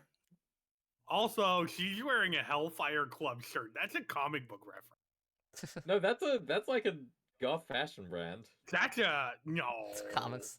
No, that's a comic book reference. Believe me, I've tried to work out if those shirts are actually referencing the X-Men. As far as I can tell, they are not. Also, What would you know about comic books? what? Oh, you're It's right. Never probably mind. What the fuck are they? Is it referencing the actual like Hellfire Club, or is it a reference to Stranger Things? Like I said, I've tried to work this out. I don't know. Yeah. I can't tell why they're a thing, but they sure are a thing. Do you think comic books exist in this world? Yeah, we saw them at the start of this issue, man. They even have a Danny DeEvil comic. Wow. She's got a Pepe Sylvia board. Comics are cool. Okay. You're okay. I want this part to be paid attention to for what happens in issue 3, where he's tucking his daughter into bed. Yeah. Like, he then says like, well, when she was doing what she does, like I was in my office. Like, you just put your daughter to bed. The lights are out. Like, you tucked her in. Like, what was he supposed to do until he heard something? Yeah, Kids heads get up to that shit all the time. Heads up, audience. Sensitive content for self-harm for the next couple of pages. Maybe just look Yeah. away and we'll Demonic mention when it's over. possession, self-harm. Yeah, but you can say demonic possession. This is some pretty graphic stuff. Like, I was kind of shocked that Yep. they showed this. Yeah, I was a little shocked they went through with it too. Yeah. Like, honestly, it gets even worse in the start Yeah. of the next issue, because this is like, oh, she Pretty drew a little bad. picture, she doesn't understand what a knife does. But then the next one is like, oh... Oh, no. Yeah, bitch be crazy. And the other covers. You can't say that She's a about a little girl. 3-year-old. She's only. How old is she? I just said a number. Look, we're at chapter 3. That's why I said 3. She's Don't like worry 7 about or it. 8, right? Yeah. 6, I Yeah, think. bitch Yeah, be yeah. crazy. Something like Bitch be that. crazy. All right. She's not real. I can call her a bitch. The small child. Yeah. Also, look at this cover. Fuck them kids. Bloody corn instead of... They're just having a good time. They're all sharing a meal. Mm-hmm. Yeah. It's quality time. Bloody. What is bloody corn? Candy corn. I guess, but like Or that's popcorn. not It's popcorn. even really like a pun. It's popcorn. Yeah. It's weird. I mean, I guess like they do put a lot of syrups on the theme park popcorn these days, so maybe it's just like, oh, that's a Yeah, we're- sticky red. We're Corn getting starch roast sort beef of syrup. flavored popcorn at the new Fantasy Springs area at Tokyo Disneyland. What? Yeah. Yeah, like in Japan, like the Tokyo Disney Japan parks, like every popcorn stand has a different, like they have regular popcorn and then a specific flavor of popcorn. It's like by the Winnie the Pooh ride, there's honey flavored popcorn. Another popular one is curry flavored popcorn. Huh. Yeah. Oh, curry flavored popcorn. Can't believe When they I was really at matched out. Disneyland, by the Lion King show that they had a Burberry flavored popcorn, and it was incredibly tasty. But it also had a bunch of turmeric in it, and I was wearing a white Oh. T-shirt that day, Uh-oh. so I had a yellow T-shirt for the rest of that day and forever. That's gross. That's mad gross. That's turmeric, man. It colors everything yellow. That's why pickles and like jarred pickles look that yellow. It's because there's turmeric in it. Oh. Yeah. Jeez. This is What even happens in issue 3? I skim over it. He gets I feel beat like up. Issue 1 and 2 are big stuff. Issue 4, cool thing happens. Issue 3 is, I guess you see the big statue. yeah. But yeah, this is like she goes off on him about like being I mean, she doesn't have to be rational. Her daughter literally is in the hospital. Yeah. which is fair. But it's like, How could she have done all that without him noticing is the thing. Like, he was so buried in his work he didn't hear her get out of the room or any of that. he was in the kitchen at the same time as her though too when she was doing But she was out of her room is the point. Yeah. Like, he would have heard her door open and all that stuff. I don't know, maybe like my parents just put me to bed and then went back into the living room to watch X-Files. So Also, her blood forms the shape of the devil demon. well, because she carved the devil into her arm. Well, yeah, Yeah. but it's all bandaged over, and it's What does it Yeah. mean? well. You see how in the previous panels it's just little dots, and then it forms into Yeah. that. Also, here we go. But what does it mean? Who knows? It means that the wound reopened. But what does this mean? A whole family died in a car accident on the way home from the park. Yeah. But what does it mean? It means people die on this in this park. Well, at least Fuck, people died what out of the does park, it so who cares? Yeah, what if he was watching a really good episode file? True. Yeah, honestly, like, oh, you were doing your work after putting your kid to bed. How dare you? It's not like he was being an absentee father. He was trying to not go broke. But he has a history of being an absentee father. Is the thing. He does, but I think on this one he gets a pass. Yeah. Kind of, but not really. You just don't let that happen. Even if you My question is, how did she reach the? Devil Devil handed magic. it to her. Point. the devil did it. Devil handed it to her. It was Yeah. way taller than her. It was Devil Satan. did it. A wizard did it. Also, look how tall his statue is. That's not a statue. I mean, That is that. I mean, well, you can tell when he's working on it. You can see all the cables and shit. animatronic. That is what I assume is going to be a free roaming animatronic, which is a thing that Disney is doing now. What? That sounds terrifying. So they've had them for a while, it started off with a bipedal dinosaur. I think it was a Gallimimus that carried a little cart behind it that walked around Animal Kingdom for a bit. Did they like get the And then Boston moved over Robotics to Tokyo guys? Disney. And the cart was actually just a giant battery to power all the motors, and then the pneumatic system that went through to the saddle and then into the dinosaur. Mm-hmm. Then they took a Segway and they built animatronic Dr. Honeydew and based. The Muppets. Beaker into a Muppet portable laboratory onto a Segway. Cool. Then they built a just 1/1 scale Wall-E when that movie came out. There was a little cart that they pushed around the French restaurant in Epcot that they lift up the cloche, and it was like a cheese platter with an animatronic Remy in the middle from Ratatouille. I don't want a rat on my cheese, even if it is a robot. Get that thing off there. It's still covered in fur. They didn't serve any of that cheese. They served the cheese the real rats touch. Of course. Oh, yeah, no, that's better then. Yeah. It's organic. More recently, nothing artificial on my cheese. Yeah. More recently, they've revealed a young Groot that is a just bipedal walking robot. Huh. Totally free walking, no cart behind it. It's got all the batteries in it and everything that like, dance. They revealed it at some shows. They've got a rollerblading Judy Hopps animatronic that is designed to do like failed flips and stuff so that it can like crash into things. Oh, that sounds sexy. Excuse me, that is a. And then and then another Zootopia animatronic that showed pushes a cart but isn't tethered to it, but is a fully standalone walking animatronic that can pull on a cable and like fling up to the top of the cart.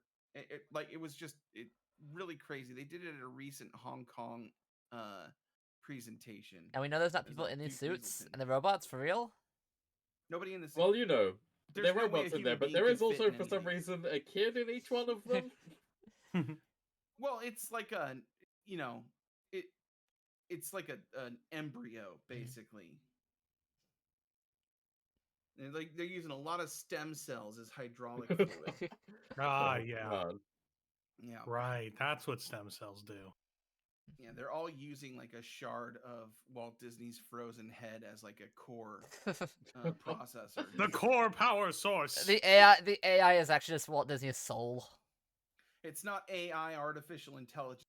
AI, artificial imagination. Oh my god, I wish they pulled that one out when they had the fucking Secret Wars title sequence issue. Secret Invasion. Oh no. Yeah. God, they really fucked that up, didn't they? They did. Oh, it's fine. No one watched that show, so no one saw it. I haven't seen anything Marvel since Endgame. Why would you? Yeah. It had End in the title. Everything after it was bad. All right, it's over. Everything else is end. Skip that.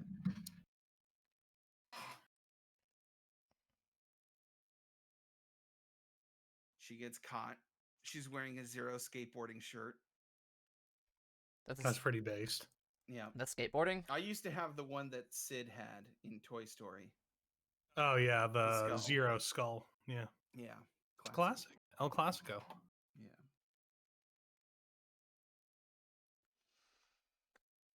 And look, she's gonna be nice to her. Hey, it's the fun. Oh yeah. This happens whenever any what's coming up? Oh, he's got double nails. What do you mean? I just noticed that. Oh, yeah. That's terrifying. Twice the amount of information getting ability. That guy pulling out 2 sets. Oh. Yeah. This happens, by the way, with all the mascot. Oh, also, parks. yeah. Here's her brother. He's doing fine. You know, he loved the theme park, and now the theme park is embedded in his skull. Really goofy, he had his mind blown. Yeah, no, it is quite funny. He got his wish. Yeah. He's part of the ride now. How is he supposed to hug when he's only got like? You could still hug him.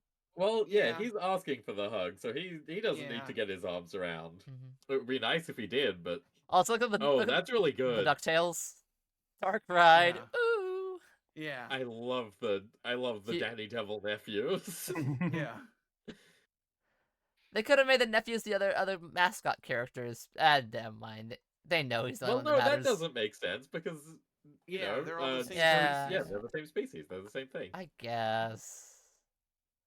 Also, Although if they had old Nick as the uncle and then Mm. the Danny Devil Also- nephews, I think that would make sense. look at this goblet. Yeah. Yeah, it looks like she got it from Spirit Halloween. It's I great. was just gonna say that. Yeah. And her like Hella's hat. With like the finger. It's like Hair. she's got like a hand tiara above that. Mm-hmm. She has like the spider web like. Fishnet. Yeah. I'd have sex with her, but she's not the best girl in this comic. Who is then? The investigative reporter. No, the pink-haired girl in the very beginning. Oh, her. Oh, yeah. yeah. Good. Okay, yeah. She's cute. She's cute. She's cute. She was very. cute. She's very Yeah. cute. Mm-hmm. We're coming up to another good shot here. They kneel. Yeah. And it's not just the fun. It's It's everybody's everybody. Huh, I wonder who that guy in a hockey mask is a reference to. Yeah. Blah, I'm over on the right wearing my crown. God, oh, we didn't know you were in the comic. Why did you tell Yeah, us? Sorry. Yeah, this is an impartial judgment. You really need to get some eye drops not though for that. impartial. I guess eye drop. Yeah. We're gonna find out he's the artist of this comic or something like that. We'll just be like, oh, okay, sure, whatever. No. Oh, he does have an artist reveal. He was saying it on stream the Oh. other day, and I said, "Oh, pack that up. Tell it to Egg. Tell it to Egg after this issue, I guess. Let's get, Yeah. let's see this through to the end, and then Yeah. blow Egg's mind. You're not real. You're not Egg knows what to do, real. I guess. I've never been real. And then we go to the. Wait, are you somebody we should care about? No. Oh, Okay. No, he's just a little muppet. What are you talking about? Yeah. oh, okay. Well, I'm just checking. I'm nobody. Are you Alex? Oh, this Ross? is this is Evan Dorkin actually. The other guy we had. Are you Rob Liefeld? No. The leaf. I don't have enough pockets. We can fix that. Yeah, we can fix that. That's pretty easy. Slap a bunch of I need a bandolier full of pockets. Stat. Have you seen We still Rob Liefeld's no. The I Town? just realized we still never played that one D&D. Yeah, we never played Blood Pouch, did we? No, we never did. No. We gotta do that. Yeah, we do. Someday. And This ride just makes no sense to me. well, I mean, oh yeah. By the way, here's the actual dead brother. Yeah. He's just hanging around, you know. Yeah. Is that a TH in the upper right hand corner of his shirt? Is it a Friday Yeah. the 13th? Yeah, Yeah, it is 13. The yeah. 13th. Yeah. He's a horror guy, remember? Yeah, no. It makes sense. Mm-hmm. I just noticed the TH. And like other horror guys in comics, he dies really early on. Literally the first issue. And look, he even gets to break the news a little bit. Yeah. I'm sure that's not causing Yeah, I'm any sure issues. it'll end out. Yeah, I'm sure nothing bad will come of any of this for him. His professional relationship with the park will not like, oh yeah, you're like one of our park fans. Yeah, we're kicking you out. It only gets stronger. Oh, true, it Yeah, does. if anything, they give him VIP behind the scenes access. They Yeah. love his reporting. Yeah. I got tricked into thinking that entrance gate was the Devil's Due gate, and that again we were getting like an inconsistent design. Mm. Oh, But yeah. that's the park entrance. Yeah, that's Yeah. Park. Yeah, it's very similar though to the Devil's Due entrance. It's which probably is also similar a for- big gaping Mhm. devil mouth. That's a Yeah. reference to Luna Park, which is It a is a chain reference of to Luna amusement Park. parks. They're it's all also- terrible. Yeah. It's also a reference to Luna Park at Tokyo Disney Sea. At the Toy Story Mania is just Woody's giant head, and you walk into his mouth. It's very disturbing. Is it sexy? For some people, I'm sure. Oh, there's Yeah, and multiple then- of the mouth gates. Okay. Mhm. I was Yeah. thinking on that shot of just the one of them. Wow, this seems like a fucking awful Yeah. park entrance. They need some like Ne- Q tape or something, because like that's Well, Yeah. they've got the monsters around to spook people into being in line. okay. Yeah, Yeah.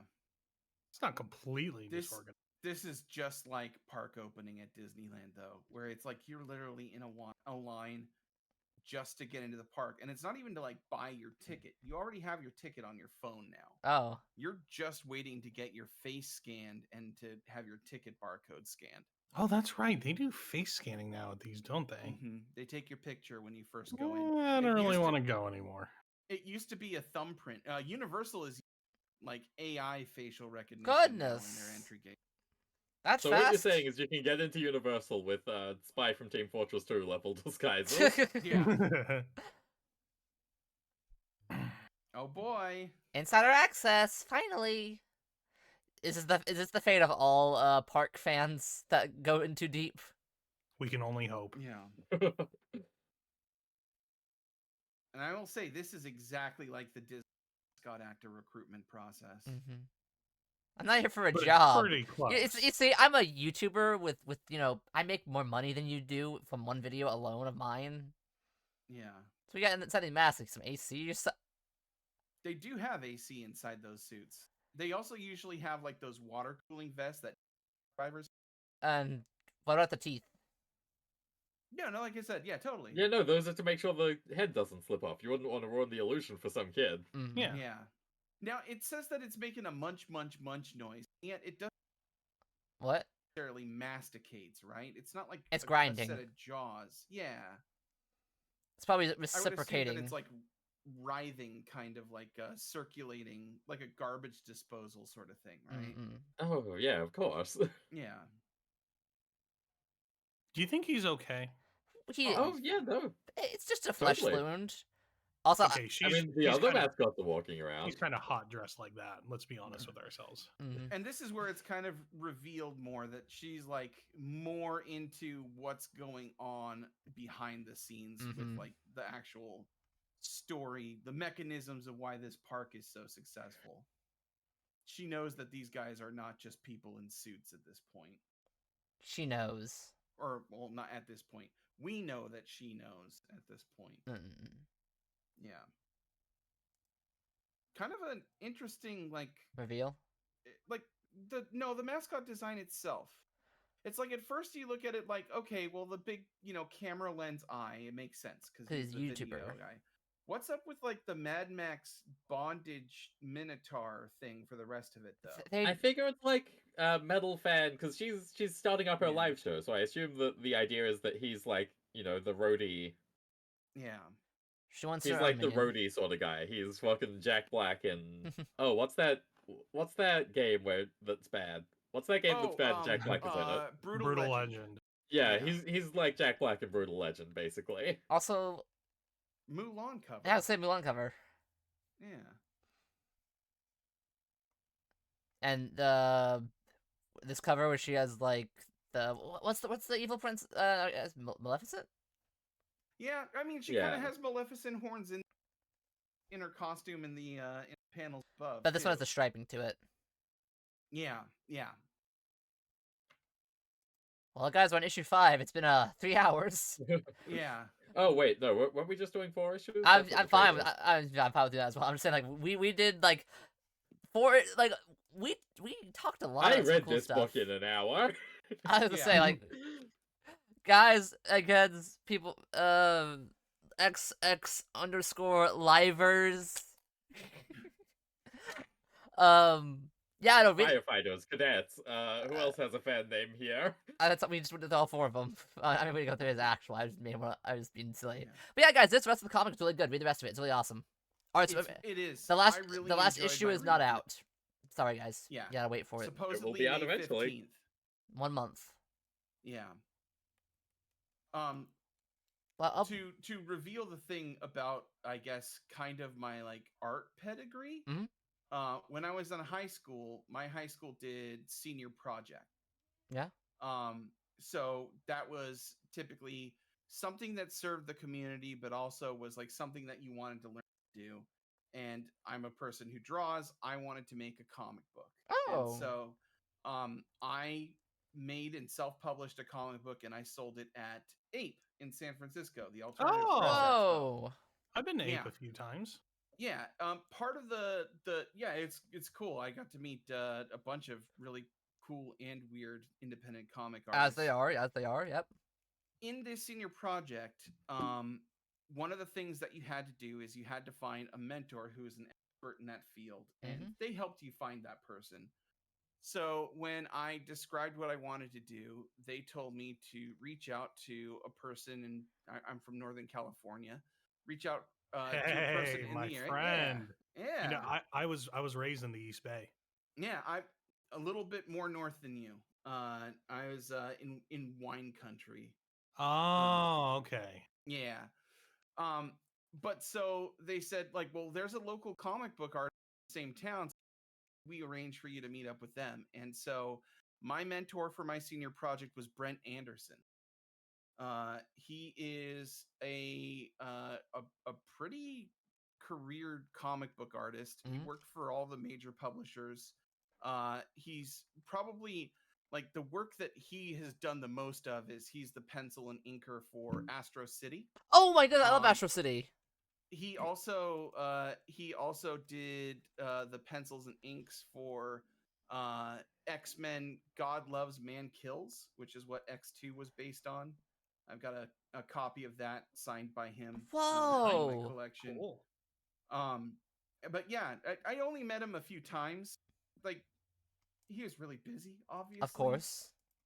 His studio is incredible. And like there's just ink all over. And then just a lot of like reference photos plastered everywhere too, which is like clearly somebody who's just gotten really, really good at their job. Really nice guy. He bought me tacos and horchata at a local taqueria for the first time that we met up.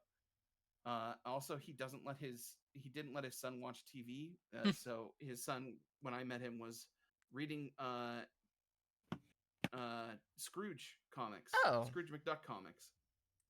He like read a lot of European God, this guy sounds children's based comics. as hell. He was cool. He dresses up kind of like Indiana Jones. But yeah. That's really cool, dude. That's some of my art training was working with Brent Anderson. Well, I love his work then, because I really love Astro City. Yeah, I liked Astro City. It's really good. I don't read that many like DC or Marvel comics, but obviously there's God Loves Man Kills. When I started meeting up with him, obviously I wanted to read a bunch of his work. So yeah. That's it. Valence, Nelson, last thoughts about this comic? Dark Ride's pretty cool. I'm glad I got around to roping someone in to do it. Yeah. That's awesome. A pretty good comic. Yeah, I liked it too. It's very, I like that I'm realizing, wait a second, I now have to go, when I read the final comic, I'm gonna have to go follow their like X Live, like, hey, what reference is this? Yeah. Because I'm gonna do that. We'll figure it out. May this be the rare part 2 comic club in the future? Who knows? I'm game. Well, if we do 8 issues next time, we can expect it to last 6 hours. Oh god. Yeah. Thank you so much for thank you, dude. I learned so really much. Fun. Thank you. Like, the comic is never the most important part of the segs. It's the guest. And you were amazing. Thank you. I really like, I did research. I read through that trade like 3 or 4 times, I think, along with also reading all of the issues that are currently available online. So yeah, very readable. And it feels like the pacing is solid, right?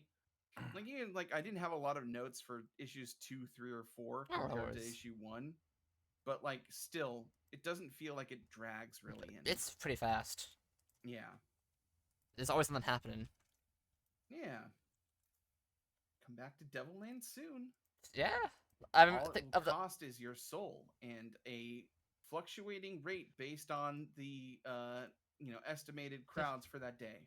Oh, they Download the Gin app and surge pricing. we'll tell you where to fucking go. Yeah.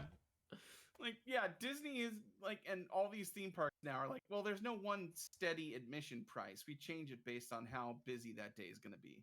And it's all over $100 now a day. Wow. Jesus Christ. Oh, who are we gonna raid for today? That's good to know. Your pick. Oh, okay. You're the guest. You pick. Oh my gosh. Oh yeah, the Devil Land thing's a raid message, by the way. It's a really good message. You Gavin? Excellent. Yeah. Just post their name in comment collab chat, and I will send us over there. Let's say hi to Casey. All right. Casey's up and running. Let me post their thank you. their username in the chat. Yeah. Because Casey's one of those names that can be spelled in a lot of different ways. It's not spelling of that Casey way. is very interesting. Alright, Raiden, Momo. Here we go, scuba dee dooby, scuba dee dooby doo. So true. Scooby dooby doo. What? I was gonna say something and then I remembered. Oh wait, we usually say that after the stream is done. But XX, if we ever do something that you think is interesting in the future, feel free to just jump on in. It's fine. Oh, okay. You don't have to be. Okay. Yeah, we'll tell you after the stream. But yes, thank you everybody. That's all, yolks. Have a good one. Take care. Good night, everybody. Good night, everyone.